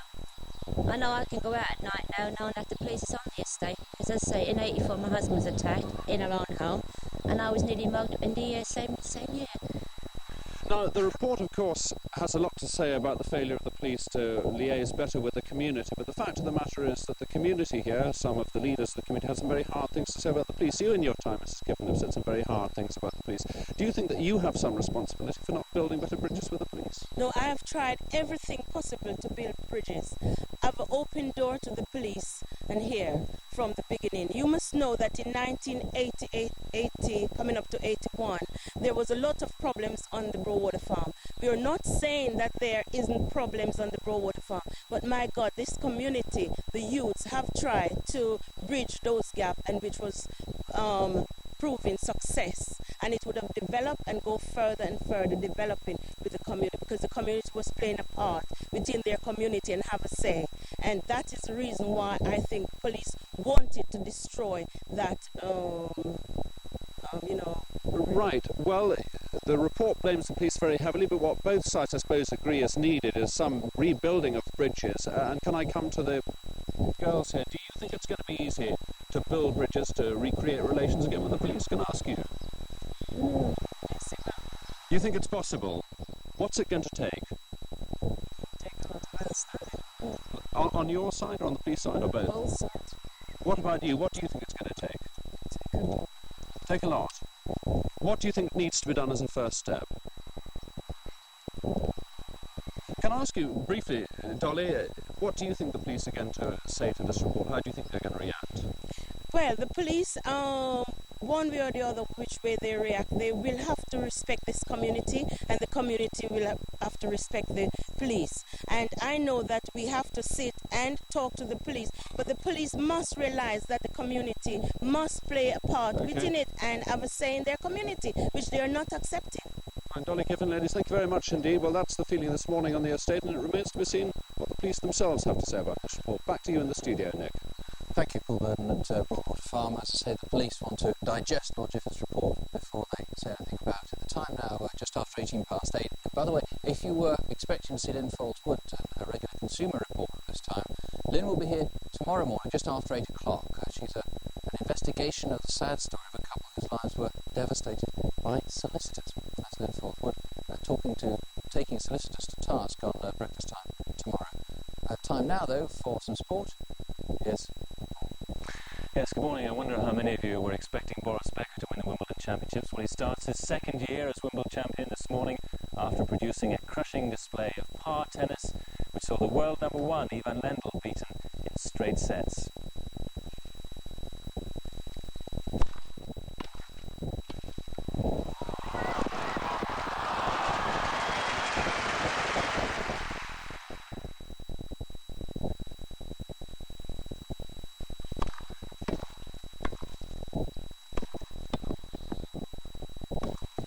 Oh, yes.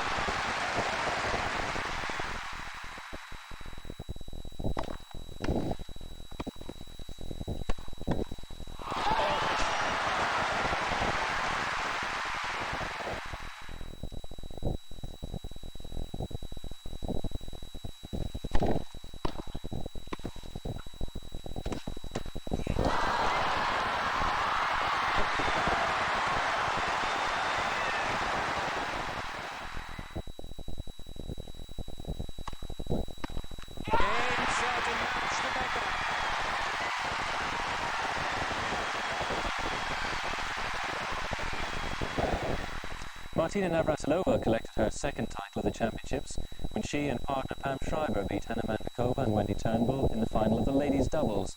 But she couldn't make it three in a row in the mixed doubles finals. She and partner Heinz Gundhardt lost to Ken Flack and Kathy Jordan. The Swedes Mats Wallander and Joachim Nyström beat Guy Donnelly and Peter Fleming in straight sets in the final of the men's doubles.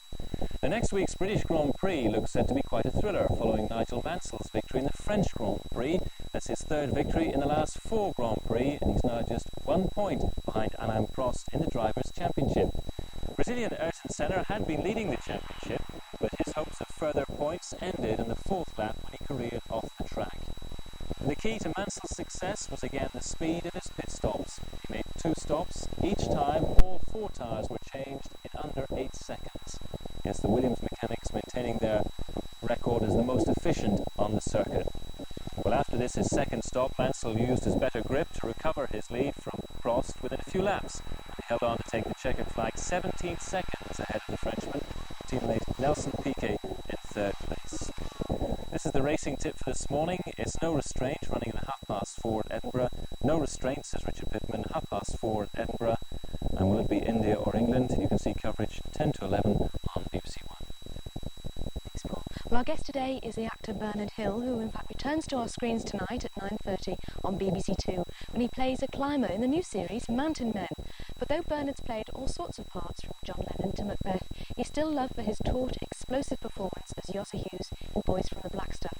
Here's a quick reminder of that famous catchphrase, "Giz a job." Now, Paul McDowell told me that he only took the part so he could meet Graham Souness. That's right. Free tickets for Anfield. And did it happen? You got them? Yeah, well, I met Graham Souness. Now, you spent a long time working in Liverpool. You were at the Everyman for, what was it, 5 years? No, I lived in Liverpool for 5 years, but I was at the Everyman before I actually lived in Liverpool for 2 seasons. And then I left, we transferred down the show about the Beatles. And then I went back to Manchester and lived in Liverpool as well. But I was mainly working in London. Did you learn a lot from being at the Everyman? It's a very kind of vital theatre, isn't it? The sad thing is that there's no theatres like that these days, because it taught me an awful lot about how to handle myself on stage, and it bleeds over into other areas of the business too. You get a certain amount of confidence and an ability to improvise on the spot. A basic grounding comedy performance. And of course, the accent. Did you get coaching from the famous cleaner who works at the Everyman, who's supposed to have coached people in a Scarce accent? Well, you pick it up, you assimilate it. And Winnie, hi Winnie, she taught us all a lot of things, really. A lot of things about how to be a good human being, I suppose, because she's a great lady. Do you find accents an easy thing to do in your job? I suppose I do, yeah. I mean, it comes from being sort of a street comedian in a way. If you don't want to fight, you told jokes, and you told jokes in different accents to make it more interesting. Now, in your new role as Jacques Balmat in Mountain Men, were you tempted to do that in a French accent? It all comes out like Peter Sellers when I do it. I can't avoid it, really. No, he was from Manchester. Was he? Jacques Balmat. Jacques Balmat is the famous French branch of the Manchester family, the Balmats. His soul was really in Manchester. That's right, it was, one foot in Manchester, 1 foot on Montpellier. And you've actually... A large split in wide lengths. You've been bringing your family into the business as well, haven't you? Yeah. Yes, it's accidental, really. When I'm on location quite a lot, I'd like to keep in contact with my daughter, obviously, so she comes out. She's got holidays or weekends and things, so she comes out and to sort of keep her busy and occupied. We just, she's been stuck in a costume and told to stand there and do this, and she loves it. And what part she played? What parts Jane played? Jay. What part she played? A little French peasant girl, and she's a very little part really, but she actually features in it. She was in something once before, and you only saw the top of her head. So this time on that occasion we made certain that she was in it. Knowing that the pitfalls of the profession, would you advise her in later years to go and have a go at acting? Well, without giving away too many secrets, what I'm trying to do is destroy the myth and the romantic attitude that she might have towards the business, because I'm in it, by putting her in it. There's no better way of turning people off the business but than by giving them experiences in it. You never know, she might turn into a quantity surveyor. She could do, yeah. I think she might make a concert pianist. Is she good at that? She's better piano quite well. Very talented family. Well, thanks, Bernard, just for the moment. And I think, shall we have a spot of weather from Ian McCaskill? It could be a lot worse. It really could be. I know the weekend's over and the weekend showers are going away too. Have a look at the satellite sequence this morning and you'll see the weekend showers moving away and probably much more broken cloud coming across from the Atlantic. But at this blob out there. We'll have a closer look at that in just a moment. That is going to bring more rain into western and later southern parts of the country. But a lot of dry, bright weather today anyway, with patchy cloud and a good chance of sunshine as well. The forecast sequence, well, you'll see that lump of cloud gradually come in to Northern Ireland during the course of the morning and then get into southwestern parts of the country as we go through the afternoon. And then during the evening light, that bunch of cloud spreading across other southern parts of the country. Let's have a look at this morning's chart, then we'll see some showers, I think, in western parts of Britain. Most of us dry, most of us broken cloud, but rain getting into Northern Ireland round about the middle of the day, and some of that rain spreading this afternoon into southern and western parts of England and Wales, and then on into the south and southeast during the course of the evening and night. Elsewhere, sunshine and just a very few showers. Winds not too strong anywhere, 12 miles an hour, that sort of thing. Temperatures will not extravagant either. Tomorrow's headlines will not be heat stroke horror hits Britain, I'm afraid. 21, a pleasant 70 Fahrenheit. The pollen, a few sneezes still left to come. Let me finish up with a summary of that.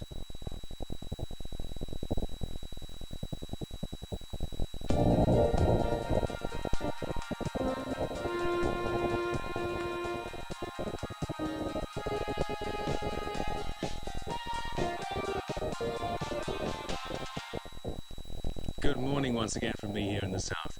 The round-the-world runner Henry Weston has arrived home after his 2-year journey. Mr. Weston, who comes from Portsmouth, was greeted by a delegation from the World Wildlife Fund in London. They're now trying to find out what went wrong during his trip round the globe. There'd been allegations that he hadn't run parts of the route and owed money in some countries he's visited. Mr. Weston has denied he ever deceived anyone. Investigations are continuing into the outbreaks of sickness aboard the cruise liner Canberra. A health official from Southampton set out with the ship on Saturday, and 2 others are due to fly out to Spain to join her tomorrow. At the end of her last cruise, 150 people had fallen ill with stomach problems. An inquest is being held today on the murder victims Lindy Benstead and Peter Thurgood. The couple's bodies were found near the village of Rake on the Hampshire-Sussex border in April. They'd both been shot. Despite a huge police investigation, no one's been charged with either murder. Staff shortages may force the children's ward to be closed at the Haslar Naval Hospital at Gosport in Hampshire. The deputy medical officer in charge says the measures being considered because it would save manpower without directly affecting the fleet. Buckingham Palace says that Prince Andrew may become the new governor of the Isle of Wight. It follows a letter to the Queen from a councillor at Rye. He was so impressed by the Prince and Sarah Ferguson during their visit to the island a fortnight ago, he suggested Andrew might take up the post. It was last held by Lord Mountbatten. Well, now a look at the state of the roads this morning, and here we go. In Hampshire for today only, there are roadworks on the A31 Southampton to Greenwood Road. The works will cause delays in both directions at Polner Hill Picket Post. In Surrey, there's a contraflow system on the M3 on the London-bound carriageway between junctions 3 and 4, and also the slip road onto the Southampton-bound carriageway is closed, and there's a diversion. And in Sussex, police will be mounting more roadside checks and mobile patrols as part of their month-long Speed Kills campaign. Now, a look at this morning's weather forecast. There'll be variable amounts of cloud throughout the day, but all places will see some sunshine, especially this morning before a few showers develop. Cloud will thicken later this afternoon with a band of rain reaching the west of the region by early evening. Temperatures only up to 20 degrees Celsius. That's it. Do join us South Today, 6:35. Bye-bye. Coming up, scaling the summit, a boy from the Black Stuff climbs the White Mount, and why Malaysia deals death for drug dealing.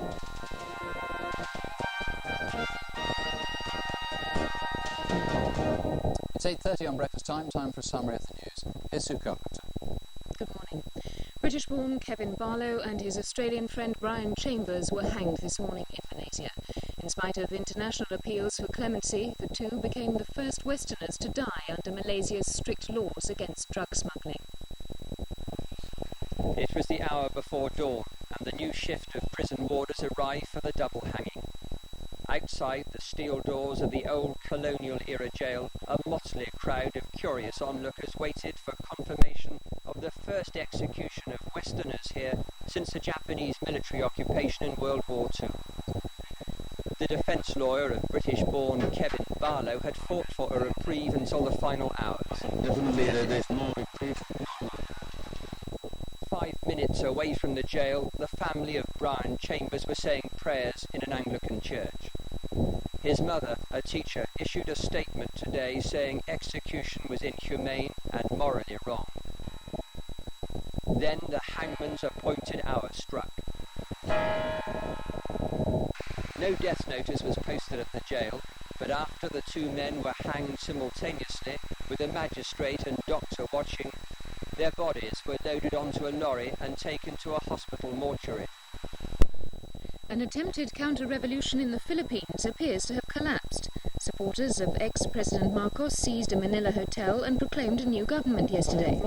They claimed the backing of Defence Minister Juan Ponce Enrile, but he went on television to declare his loyalty to President Cory Aquino. Last night, most of the 300 soldiers who'd taken part in the rebellion surrendered to the army, but about 100 rebels and their leaders are still holding out. On the 6th day of his visit to Colombia, Pope John Paul has been to Armero, where 23,000 people died last year in a mudslide. He had time to pray for the victims, but left after a few minutes because the authorities said the volcano which caused the disaster might erupt again. Survivors complained that they couldn't talk to the Pope. They'd wanted to ask his help in getting new houses built.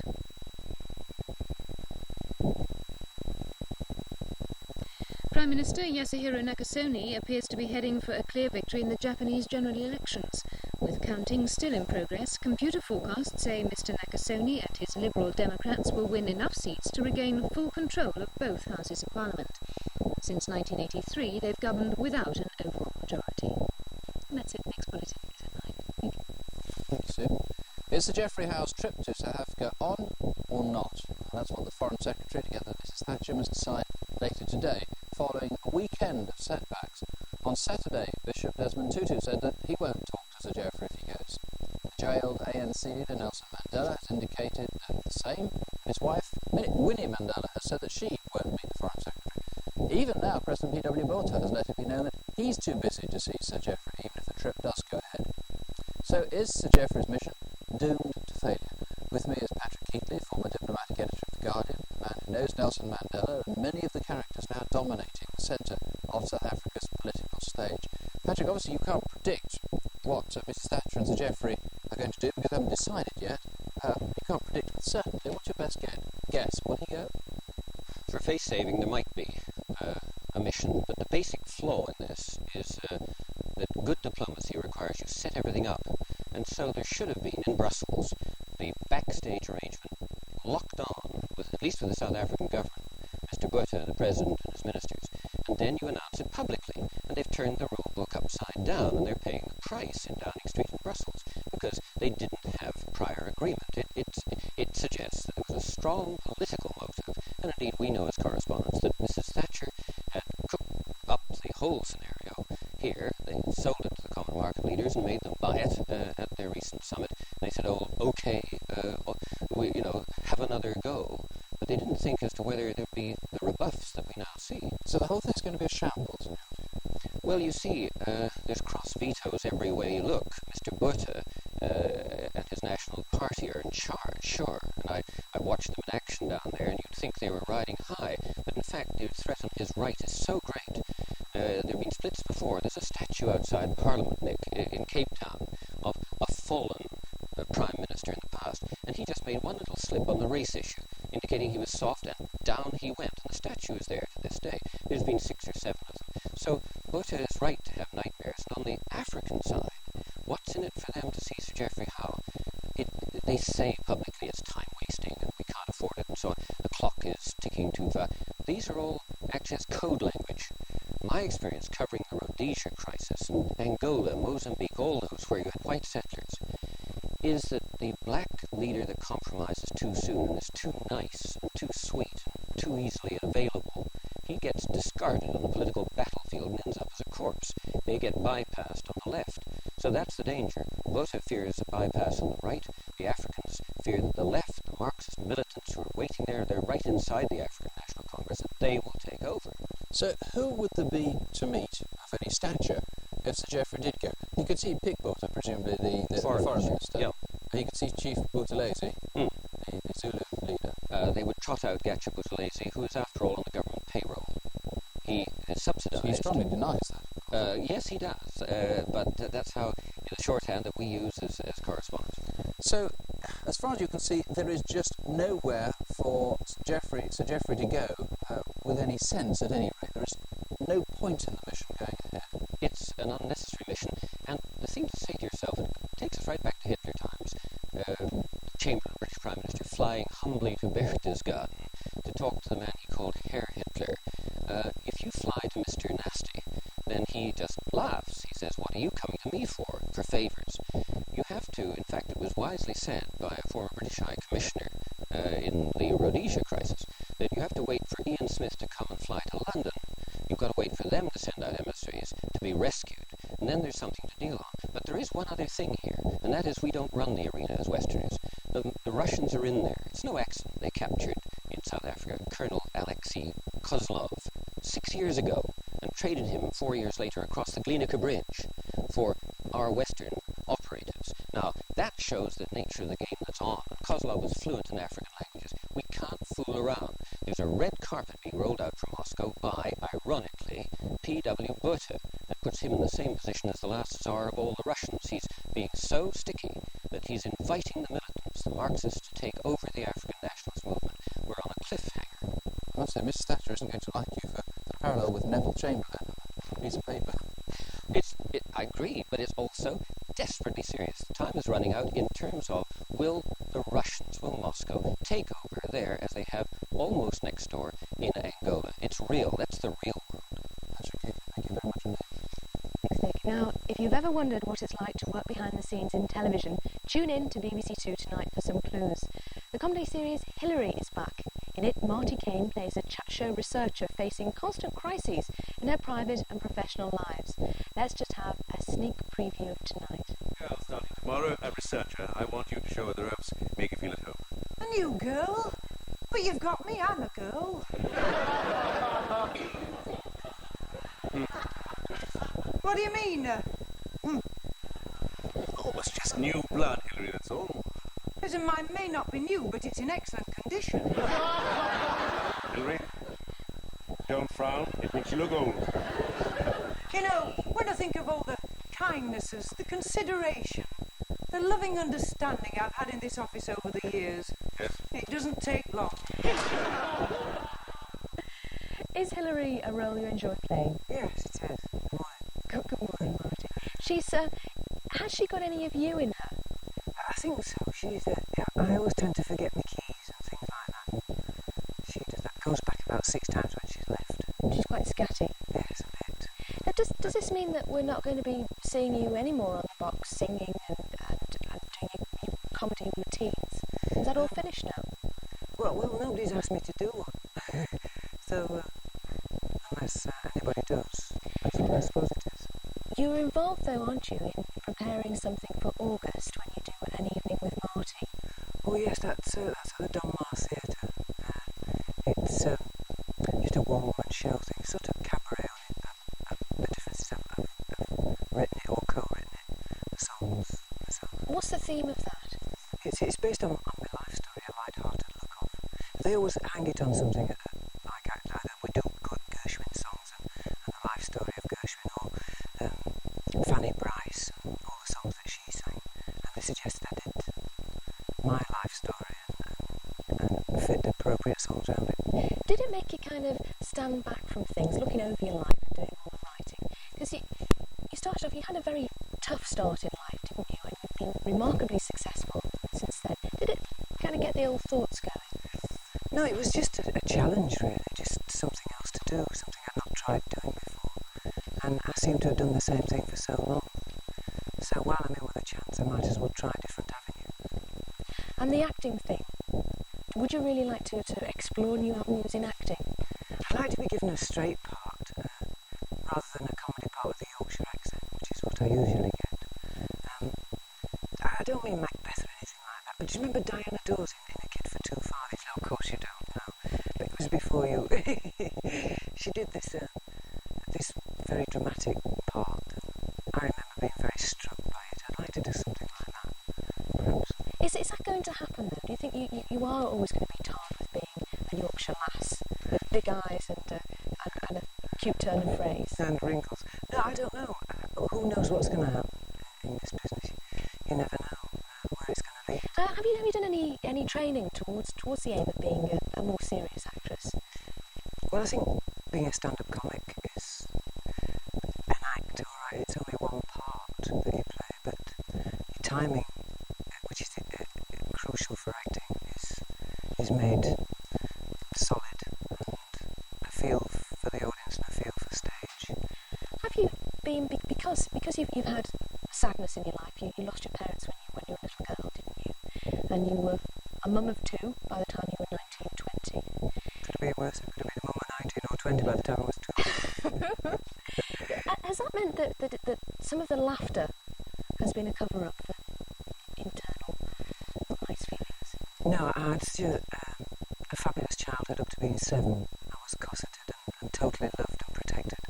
And I'm sure that protected me from anything that life had to offer from then on. I think if a child knows that it's loved, it injects it with great confidence. Okay, Marti, well, we look forward to Hillary then.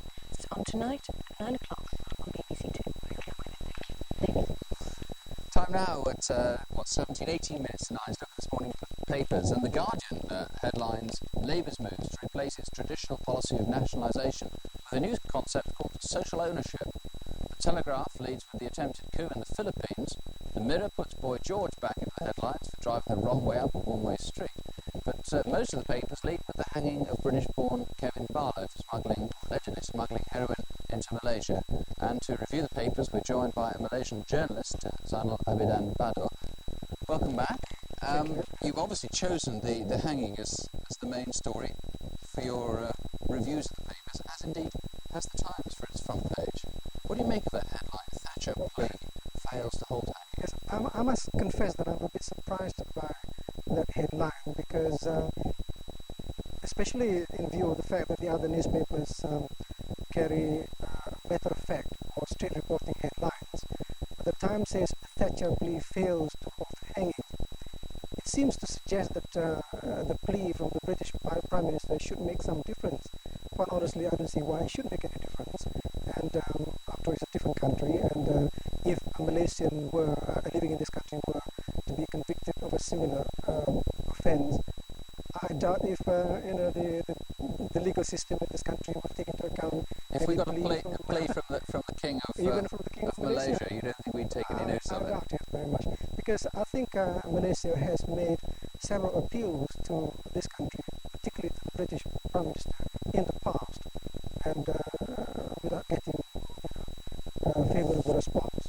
So I'm rather surprised by that, actually, because it seems to suggest that it should make any difference, but I really don't see why it should. It's got enormous coverage, this case. The Daily Mail, like many of them, has not only a front page main story, but also a big article on the inside pages.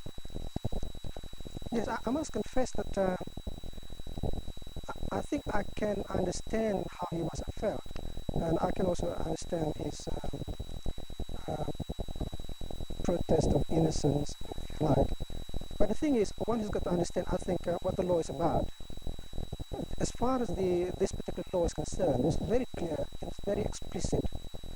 It's possession of drug to a certain amount, and I understand it's about 15 grams of drug. So it doesn't really matter whether you own the drug or somebody else or whatever. If you are found in possession of such drugs, 15 grams. But even under Malaysian law, surely criminal intention has to be part of it. If somebody plants the drug on you, they aren't going to hang you for that. And surely the question is whether he knew that he was in possession of the drugs, or whether his friend or the person who was with him was actually responsible. Yes, I think that's a matter of interpretation, surely. I'm not, of course, a legal man, so I'm not in a position really to say that. Do you feel that the British press has been rather chauvinistic in the way it's covered the story? No, actually, on the whole, I'm, again, surprised by the matter-of-fact way the headlines have been written in most of the newspapers, except for the Times and the Telegraph, I think. And, so the story, or rather the interview with Kevin Barlow, because makes a sensational story, and we'll have to sell newspapers, I suppose. There is, in the Telegraph, you've picked out a story about a new drugs fear. The Triad, says the headline, signed treaty with Mafia. Well, if you need any proof as to why the Malaysian authorities find it necessary to have such a draconian law, this is an example of such proof. Now, if you imagine Malaysia being so close to the Golden Triangle, where large quantities of heroin is being produced, and if you remember, Malaysia is practically a peninsula jutting out downwards as well, and then it becomes a natural channel for drug trafficking. And of course, as the drug goes down, and sounds bound to be traded in the country. Now, the triads are Chinese secret societies, and as you know, we have Chinese secret societies in the country. So this is going to complicate, and it's going to make the problem even more difficult. You don't feel Malaysians are going to be very apologetic, in short, for the hangings? No, I think they do feel sorry that the two men had to die. But I don't think most Malaysians will feel that the law ought to change. Simon, thank you very much for coming in and explaining to us this morning. Thank you. Thank you, Nick, and it's 13 minutes to 9. And now, for the curious tale of the dog and the hedgehog, or rather 3 hedgehogs to be precise. The dog is a stray mongrel called Cindy, who was taken in by the RSPCA at Portree near Doncaster, but was due to be put down because of lack of kennel space. Until, that is, the timely arrival of 3 orphan baby hedgehogs. Cindy took a shine to the prickly creatures, and in what is believed to be the first case of its kind, she now looks after them like a surrogate mother. Dog, hedgehogs and Caroline Chambers, who's a manageress of the RSPCA kennels in Bawtry, are in our Leeds studio. Good morning, Caroline. Good morning. That's Cindy with you there, is it? It is. It's Sydney, actually. Sydney? Sydney, yes. Right, so he's not even a mum then, is he? No, he's a dad. A boy? He's a dad. How did it happen? How did he take such a shine? Oh, he just has a protective feeling towards them. They were in the box in the office, and Sydney came and laid at the side of the box until it was feeding time. When feeding time arrived, he just won't let anybody near them. He just looks, he looks after them and keeps an eye on them and won't let anybody interfere with them. And does he, because they look, even at that little age, they look very prickly. Does he in fact kind of go up to them and have a bit of a snuggle? Oh yes, he goes and sniffs around them and makes sure they're all right, and touches them. Although they are prickly, they're not prickly like adult hedgehogs are. They're still a bit soft to these spines at the moment. Now, the hedgehogs are quite happy, and so is Sydney. How does this work? Does Sydney think he's a hedgehog, or do the hedgehogs start barking? No, I think the hedgehogs just like the warmth that he gives them, and I don't think they think that he's a mum. I think they just like the warmth because their own mother's missing, that they look to him for protection, really. Have there been any similar cases to this one in your experience? Not in my experience, no. Now, Sydney's been saved because of the hedgehogs. Presumably, the hedgehogs will be let go. The hedgehogs will be going back to the wild. And we've done, when they're old enough, which is approaching very fast, their eyes are open now and they can walk about and they can feed themselves. And they will be returned to the wild, and we will have done what we can for them. But Sydney needs a new home. He needs a nice, caring owner where he can live his life out in luxury. And if somebody doesn't come and take Sydney away, and I'm sure they will because he's a lovely dog, what happens then? How serious is it for him? Regrettably, if he isn't found a home, he will be put to sleep. What sort of nature is he? He looks all quite tranquil there. He's very well behaved at the moment, actually. He can be, a quite outward-going, gregarious little dog. But at the moment, he's very well behaved. He's like this most of the time. He's very protective, very protective. Make a nice pet for a family. Caroline, could we just see how Sydney reacts if you put the hedgehogs with him? Look, Sydney, here's your babies. Look. Oh, your babies. Lovely. Aren't they sweet? Sydney. Very cute. He's not bothered. He's just... No, because most dogs would be jumping about and want to be fighting with them and eating them, but not Sydney. He's quite happy to just look after them. So he's obviously a nice dog, and a nice dog to have with children, I imagine. Caroline, thank you for joining us this morning. Thank you very much. And we'll keep our fingers crossed for Sydney. Thank you. It must be so distressing as an RSPCA worker having to put stray dogs down. Time now 10 to 9. Now, drug abuse in the pop world has been in the headlines again recently with reports of singer Boy George's alleged heroin use. Our next guest, Steve Strange, is one of a long line of pop stars who succumbed to the temptations of drug, gone through the agonies to kick their potentially fatal habits, and he spoke very eloquently about his experiences earlier on Breakfast Time. But that period of trendsetter Steve's life now behind him, and this month sees the release of a new album by his group Strange Cruise. And before we talk to Steve, let's see Strange Cruise's latest video.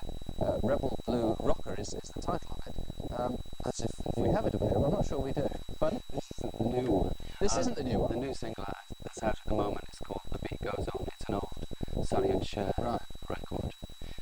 Just in the process of doing the video in Ibiza next week. Right, well the video we have on the chocks, old or new. Here it is. Steve Strange.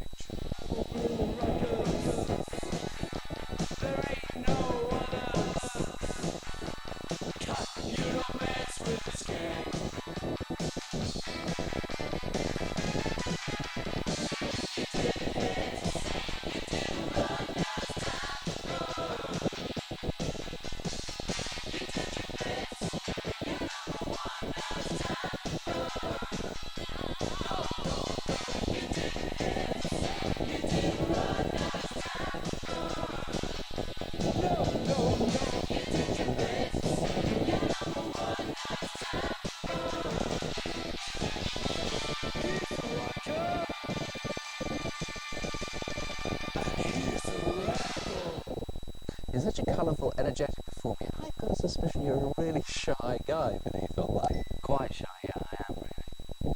If I go to nightclubs and things like that, I stay in the background a bit. But quite colourful still. Why get into such an extrovert business if you're a real introvert by character? I think from school, even at school, I had sort of bright orange hair. I just think it's my way of life, actually, the way that I sort of turned out to be. I think, in a way, some ways, you're rebelling against certain things that are going on. But you're rebelling against your own personality as well, determined to overcome this shyness by sort of challenging yourself all the time. Maybe, but I think, it's actually inside me. You got into singing in a curious way. When you started as I think you were a bouncer, weren't you, at one stage? No, I'm not that big. You were on the doors, at any rate, of dance halls before you actually started running them. And I used to run a nightclub called The Blitz, which became very fashionable, and sort of certain groups came out of it, like the Spandau Ballet, Culture Club, various other things, lots of designers and fashion photographers, etc., etc. And then my old group, before Strange Cruise, was a very successful band called Visage. We created the music to actually for the clubs that I was running, because we only had a handful of records. You turned clubs into the most amazing places and attracted the most extraordinary groups of people. How did you do that? When you started up a club, how did you make sure that it was the weird and wonderful that came to its clientele? I think one, you've got to think of it, the place where it's going to be, and two, the music, and also the atmosphere that's created in the club. And at the time we started, a certain amount of people like myself and Boy George, etc., were really bored with the punk movement, and we just wanted something new, and that's how it all started. And then we moved on to the Camden Palace. At the moment, I'm looking at, although the band is first, I'm looking at premises for a new nightclub. Another club? Well, it won't happen for about a year, but we're talking to backers, various brewery companies that are going to back us for a new premises, wherever it's going to be, I don't know. Right. I hope to hear more about that shortly. Steve, thank you. Thank you. Thank you, Nick. Now, 8 years ago, a French count was attacked by robbers at his home in New York. Acid was thrown into his face and he was permanently blinded. It was a particularly tragic accident, as Hugues de Montalembert was at the time a successful artist. Now he's turned to writing, and his first book, Eclipse, is a story of what's happened to him since he lost his sight, and it's published in England today. Good morning, Hugues. Can you first of all describe to us the incident which led to your blindness? Well, it's an incident which happens every night in New York. It's a drug scene. I was living in near Washington Square, and where there are a lot of junkies there, and they are looking for money. When I came in my house, they jumped from behind a car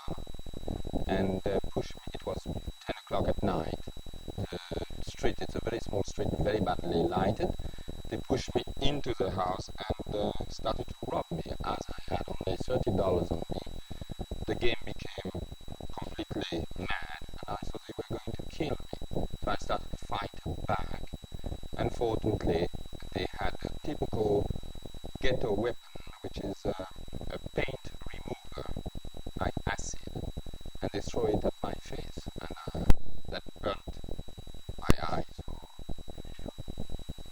I think ever. Now, most blind people seem to wear dark glasses and have a white stick. Now, you have a steel metal band round your eyes. Why do you have that? Well, for dark glasses is a bit like a sock on a wooden leg, you know. I don't know, there's something I don't like about it. And also because at the beginning I bumped my head so many times that I decided to have bumpers, and I didn't see why I should have glasses. Are you very bitter about your experience? Not at all, no, because I was too busy to go back into life. So I had no time for negative feelings like bitterness or revenge. I wanted the guys to be found by the police because I think they would do it again and so on. But I had absolutely no time for that because the fight was too intense. You were an artist, a painter, and that was how you made your living. So the fact that you lost your sight must have been an even worse thing than had it happened to somebody who can at least carry on in their profession. Yeah, there is always a way to look at things. It's a worse thing, and it's also because I look so much and I could organize a landscape, like on a canvas. And I was very curious with my eyes and so on. It's maybe not so hard for me now to recreate images, which is very important. Do you get an image in your head of a person you meet? I'm sure I will have an image of you in 15 minutes. What would be your image of me? How do you build up a picture of somebody? I have no idea. It's totally irrational. It's my reality. It probably is not the reality of John or Tim or whoever. But if you ask 10 people, they will have a different idea of the same person also. Now, your disability doesn't seem to have stopped you one bit because you travel around a great deal. Isn't that really a very difficult thing for a blind person to do? No, I find it much more difficult to stay at home and to get depressed or to have the impression to be in jail or whatsoever. I can say to blind people, it's very easy to travel. It's just a question of find the fear and find the money. Which is Good quite enough. Look, I'm going to say thank you for the moment. We'll talk to you a little bit more later on. But presumably you can feel the weather. You don't have to see it. You can feel the weather. And another person who can do just that is Ian McCaskill. Good morning. Good morning again. Not a bad day. Have a look at the satellite sequence and you'll see the weekend showers at last moving away off into France, into Europe, and this much more broken cloud coming along from the west. But I'm sure you've spotted this great massive cloud. That's going to spawn things in the south and the southwest later on today, but a lot of dry weather to come. There's that patchy cloud moving across the country. This morning, in fact, most of us are going to have a lot of dry and bright weather. Some showers in the west, some rain getting into Northern Ireland by about the middle of the day. And then this afternoon, that rain getting into southwestern parts of England and Wales. And eventually, this evening, moving into other central and southern parts of Britain. The rest of us staying dry and bright and not very windy either. Temperatures not very much either. I'm afraid a non-extravagant 17 Celsius, 63 degrees Fahrenheit, a pleasant 21 Celsius though in the east. The pollen, not too bad, I think moderate, still a few sneezes. Now let me finish up with just a summary of that. They're about not too bad.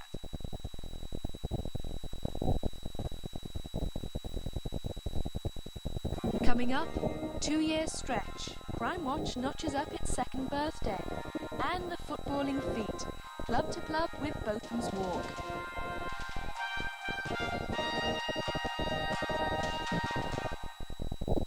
It's a fraction after 9 o'clock. Good morning if you just joined us. It's Monday the 7th of July. Now over to Sue Carpenter for the Breakfast Time News. Good morning. Convicted drug smugglers Kevin Barlow and Brian Chambers were hanged at dawn this morning in Malaysia. The executions were carried out at 6 a.m. local time in Kuala Lumpur. Last-minute appeals on behalf of British-born Kevin Barlow, including one from Mrs Thatcher, had failed. 28-year-old Barlow, who was born in Stoke-on-Trent, and Australian Brian Chambers were the first Westerners to be executed under Malaysia's tough anti-drugs laws.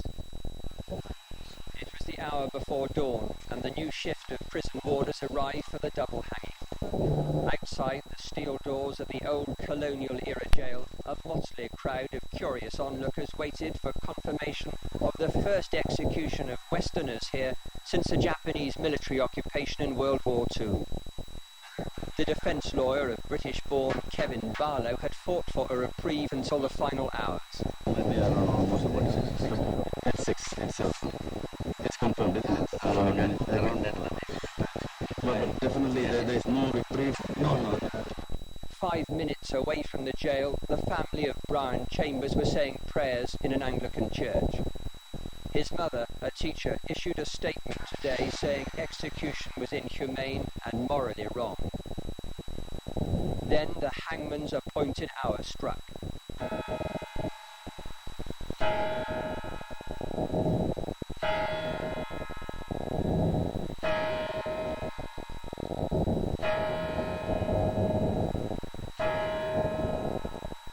No death notice was posted at the jail, but after the two men were hanged simultaneously, with a magistrate and doctor watching, their bodies were loaded onto a lorry and taken to a hospital mortuary. What's your own reaction at this moment to what's happened? Well, I'm very, very disappointed that it should come to this end. Certainly what has been done is very, very unfair. They have been executed at a time when legal proceedings were underway, and I think that is scandalous. Outrageous, if I can use those words. Yes. By going through with these hangings and resisting international pressure for clemency, the Malaysians believe they've established a real deterrent to the drug rackets. And even after today's executions and the dozens more still pending, Malaysia isn't satisfied with its arsenal of laws against the drug problem. Soon the Cabinet plans to introduce flogging for even the most minor drug offences, in the belief this might force some of the 500,000 or more addicts to kick the habit. An attempt to overthrow the government of President Corazon Aquino in the Philippines appears to have collapsed after 200 rebel soldiers surrendered. They claim they were tricked into thinking the coup was backed by government ministers. Supporters of the deposed President Ferdinand Marcos took over the luxury Manila hotel and swore in the former Foreign Minister Arturo Tolentino as acting president.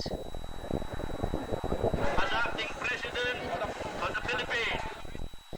Defence Minister Juan Ponce Enrile was invited to join the rebels, but he refused. I am flattered, but I'm not looking for another job. About 100 rebels are now left in the hotel, surrounded by government troops. President Aquino has ordered her forces to act with maximum tolerance, and so far no violence has been reported. The Pope's continued his tour of Colombia with a helicopter visit to the town of Armero. It was engulfed 8 months ago by a mudslide which killed 23,000 inhabitants. His visit only lasted 15 minutes because of the threat that the volcano, which had melted the glacier and triggered off the avalanche of earth and water, would erupt again. Pope John Paul knelt at the foot of a giant cross to pray silently in the glaring sun. And that's it, the headlines at 9:20. Thank you, Sue. Now, fictional cops and robbers have always been amongst the most popular programmes on British television. But once a month for the last 2 years, fictional crime has been outstripped by a factual programme dealing with real police investigations. Crime Watch UK celebrates its 2nd anniversary later this week. It now reaches an audience of some 15 million and has got an impressive record of helping the police with their inquiries. So far, Crime Watch has covered 204 cases, resulting in 60 arrests, mostly for serious crimes, and all 34 people brought to trial have been convicted. The programme's main feature is its meticulous reconstruction of crimes, usually filmed in the real locations with real witnesses taking part. Its most notable success has been helping to catch the murderer of a Bristol shopkeeper, Roy Page. At about 4:30 that afternoon, a man was seen hanging around outside the shop. He was carrying what looked like a small transistor radio and wearing an earpiece and headsets. Minutes later, the same man was seen outside another tobacconist in the next street.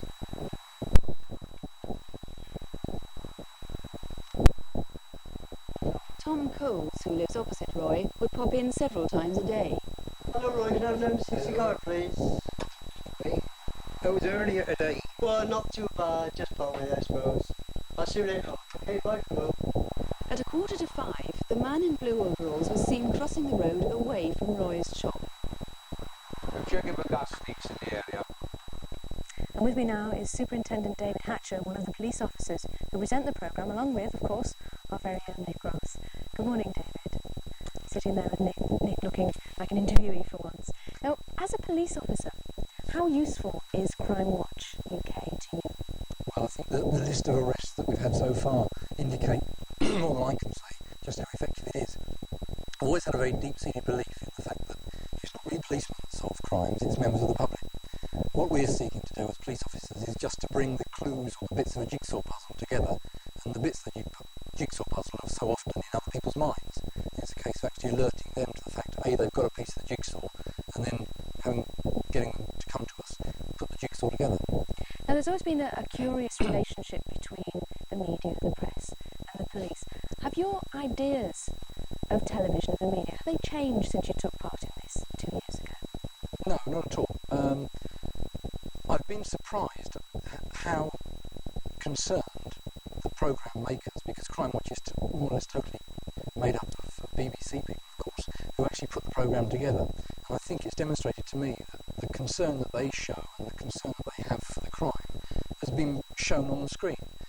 When I watch a reconstruction from Crime Watch, having seen it before, very often I'm standing there just with the other police officers and the hairs go up on the back of my neck because I actually feel akin to the victim, if you like, and to the victim's family. It's the sort of feeling that you get if you're actually working on a murder inquiry and you know, because you're eating, sleeping, breathing and drinking the crime, just how other people are affected by it. But somehow the people on the Crime Watch team have managed to capture the victim's background and make it real. Now, Nick, you've usually been involved as a journalist in programmes where there have been miscarriages of justice, and now kind of the boot's on the other foot, isn't it? It's a curious thing that most journalists only really do stories when something has gone wrong with the status quo, with the existing system. That by and large, when we cover stories about the police, we cover stories where, unless they're doing something radically new, it's where they've been seen to be doing something wrong or suspected of doing something wrong. Though crime reporting there's a long tradition of straight crime reporting in journalism. The curious thing here is the relationship with the police is quite different from anything I've ever experienced before, because we really are making the programme in a sense together. The important thing the BBC always insisted on, and the police have always accepted 100%, is that we must retain editorial independence. In other words, if there is a disagreement, actually there hasn't been one, but if there was one, the BBC must be the one that makes the judgment. In practical terms, how does it work? Because you must get thousands and thousands and thousands of phone calls. How do you cope with the sheer volume of that? A lot of them could be easily discounted. Maybe something else that we know about the crime that hasn't been given on the programme will wipe out some of that information. Very often, it's fairly easy to spot the good lines of inquiry. And so often we get, for example, somebody ringing up and giving us the name of a suspect. So often we get 2 or 3 people ringing with the same name from different areas. One, maybe a police officer ringing from Photocall, for example. A police officer rings up and gives us his name. Someone else rings up from somewhere else and gives us his name. And very often we can clear up lots of other cases that we haven't featured on the programme just by the same means. It's very odd. A lot of the time it may be villains themselves ringing up and suggesting the names, and we get 2 or 3 villains. And it's those kind of bits tying together that bring it out. Are you going to give us a sneak preview of what's on Thursday's 21st edition? Well, what I will tell you, we're not telling anybody else this, we can't give you the details till Thursday, is that we will be able to tell you the story of Britain's most successful burglar. And we believe that he must by now be a multi-millionaire. Is it the Pink Panther? Not quite. Okay. David Hatcher, thank you just for a moment. And are we going to do some... Well, now I have to change gear. Put your other hat on. Yes, I haven't sat on this side of the sofa before, it's quite comfortable. You may remember that a few weeks ago we met football supporter Tony Russell as he was setting out to try and walk to every football ground in the English League. Tony, who started the Supporters United organisation, took on the 2,500-mile trek in the hope of improving football's rather poor image and to raise money for cancer research. Yesterday in North Yorkshire he reached the halfway point, and as Bob Whittaker reports, there were 1 or 2 special friends there to help him celebrate his feat so far.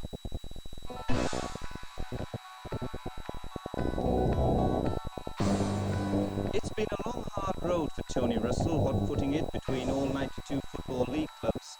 He's dragging with him 2 sore feet and 1 bad knee, but nothing will stop this football fanatic in his tracks.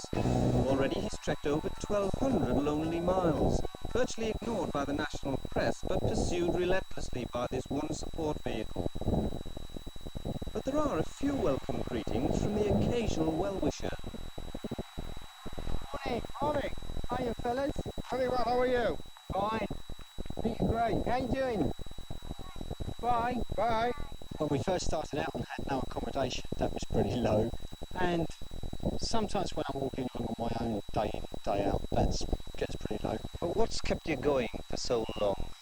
I think really visiting various children's cancer wards and seeing those children, if ever I needed the motivation to continue, it's seeing those children. There's a little treat in store for Tony as he steps towards a halfway mark. Someone who's plodded a few miles himself has invited Tony to drop in for a coffee as he's passing by. Ian Botham. I want to ask you what everyone else does, how are your feet? The Botham family haven't exactly had the welcome mat out recently for certain people from tabloid newspapers, but they've plenty of time for Tony. Kath Botham's also on hand to give the lad a boost for the rest of his journey. He has worked an awful lot to put the Leukemia Research Association into people's minds, and obviously it does work, and this walk is doing the same, otherwise you wouldn't be here interviewing me today. Botham mightn't be much fit, but he couldn't resist limbering up for a few yards. Well, it did help him relive some pleasant memories of his own walk for leukemia. Let's bring back a few memories for you, this? Yeah, it's sort of last time I was doing it with you, it was raining, or I was strangling you, or we were getting, again, there's those exhaust fumes. I really miss them. That's the thing I miss most. This walking business seems to be really taking off for charity. Do you think it's anything to do with you? No, I don't think so. I think maybe we opened a few people's eyes to what could be done. But I basically think it was just a case of people seeing what could be done and taking it from there. What do you think of Tony's efforts? Absolutely magnificent. 2,500 miles is a long way. We did about 1,000, 900. Well, you probably did about 1,800, keeping your little leg. But it's a great effort. Tony's never enjoyed the big organisational backup that Botham experienced during his trek, but now a hotel group are donating a room most nights, and to keep his strength up during the day, he can pop in for a free nosh at this company's roadside restaurants. And today they've laid on a bit of a spread for Tony and his special guests, and one of them has come especially to say a big thank you. I think it gives people hope. It gives them an interest. And I think this is what we have to do, to try and reassure people. There is hope for the future. And I think the hope lies in a continued programme of dedicated research. And of course, that all costs money, and this type of thing helps tremendously. A bubbling send-off for Tony, Botham style. Halfway now, a mere 1,250 miles to go, and 40-odd clubs left to visit. He'll end his long march in under 6 weeks' time at Wembley, in front of a packed house during the FA Charity Shield match. After that, a long rest. No, after this the work really starts. I'm working on a project called The Walk for Life, which will involve hundreds of football supporters all over the country walking from their local club to their nearest rivals simultaneously. So there's a lot more planned yet. Well, one of our guests this morning has been Hugues de Montalembert, who has joined us. He's just published a book which he wrote following a tragic incident where he was blinded during a robbery. And I was wondering, Hugues, as I read this, it's written as a novel. It's not written as a, this happened to me at 3 o'clock on such and such a day. No, it's true. Why did you write I call it that? auto novel. An auto novel? Yes. Why? Because I was more interested not by my story than to go back to some activity which put me in touch again with creativity and also beauty. Because before I was a painter, I was a filmmaker, a documentary filmmaker. And when I write, I forget completely that I'm blind. was this a sort of limbering up exercise to warm you up for a proper career in writing? Oh yes, absolutely. And what other subjects would you tackle? Well, right now I'm working on a book which tells following some after that book. So it's again an auto novel, and I started a fiction novel, and I will. You'll see how it goes. Now, sitting next to you is Bernard Hills, an actor who's just been to your country, doing a bit of filming. Chamonix. And he was telling me that he found the people in the village where he's been making a film about two mountain climbers for BBC Two, he found them very friendly and welcoming, and yet there's this traditional thing, isn't there, between the French and the English? Only the English can be surprised by that. It's well known. What do you mean? Go on, what do you mean? Well, no. There is a kind of absolutely ignorance between French and English most part of the time. The French think the English are that way, and the English think the French are that way. The only thing we like is the food in one country and not the food in the other. It's ridiculous. We dislike each other because we're related, you see. Well, John or I've been... It's like you always hate your family, don't you, more than you hate your friends.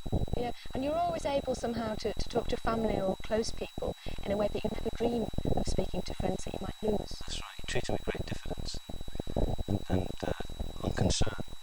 I suppose this is a love-hate relationship between the French and the English.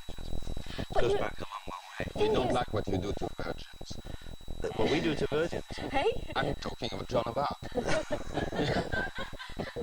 She was a virgin, was she? Yeah, that's not what we're hearing over here. I was wondering really, what you think, what you personally think, you've knocked our food, you've knocked the way we treat virgins. What do you think? There's only one way to treat a virgin, Debbie. Well, for instance, when I work in London, English people are wonderful, sometimes better than Parisians. They are very helpful, very kind.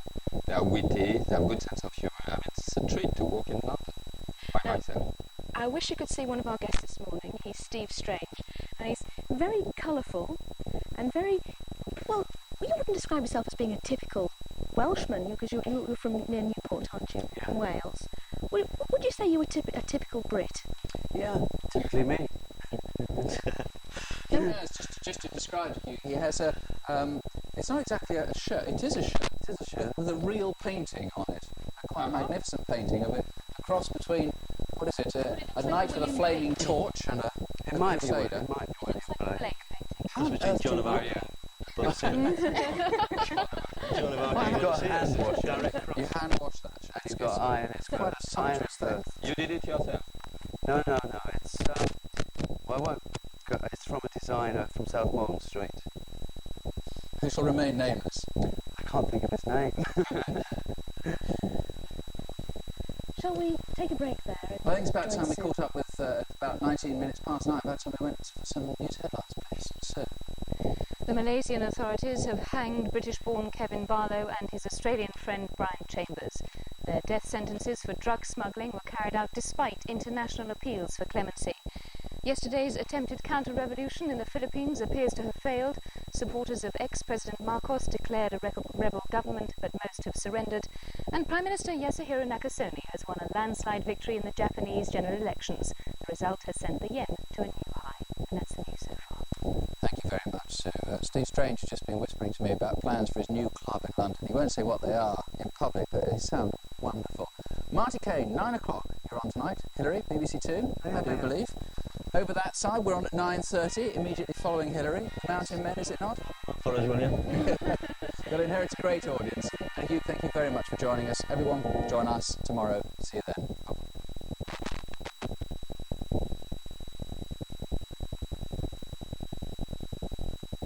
Tonight's Panorama investigates the ingenious new military supply system, DROPS, which is designed to keep the NATO guns supplied with enough ammunition to keep them firing if war broke out in Europe.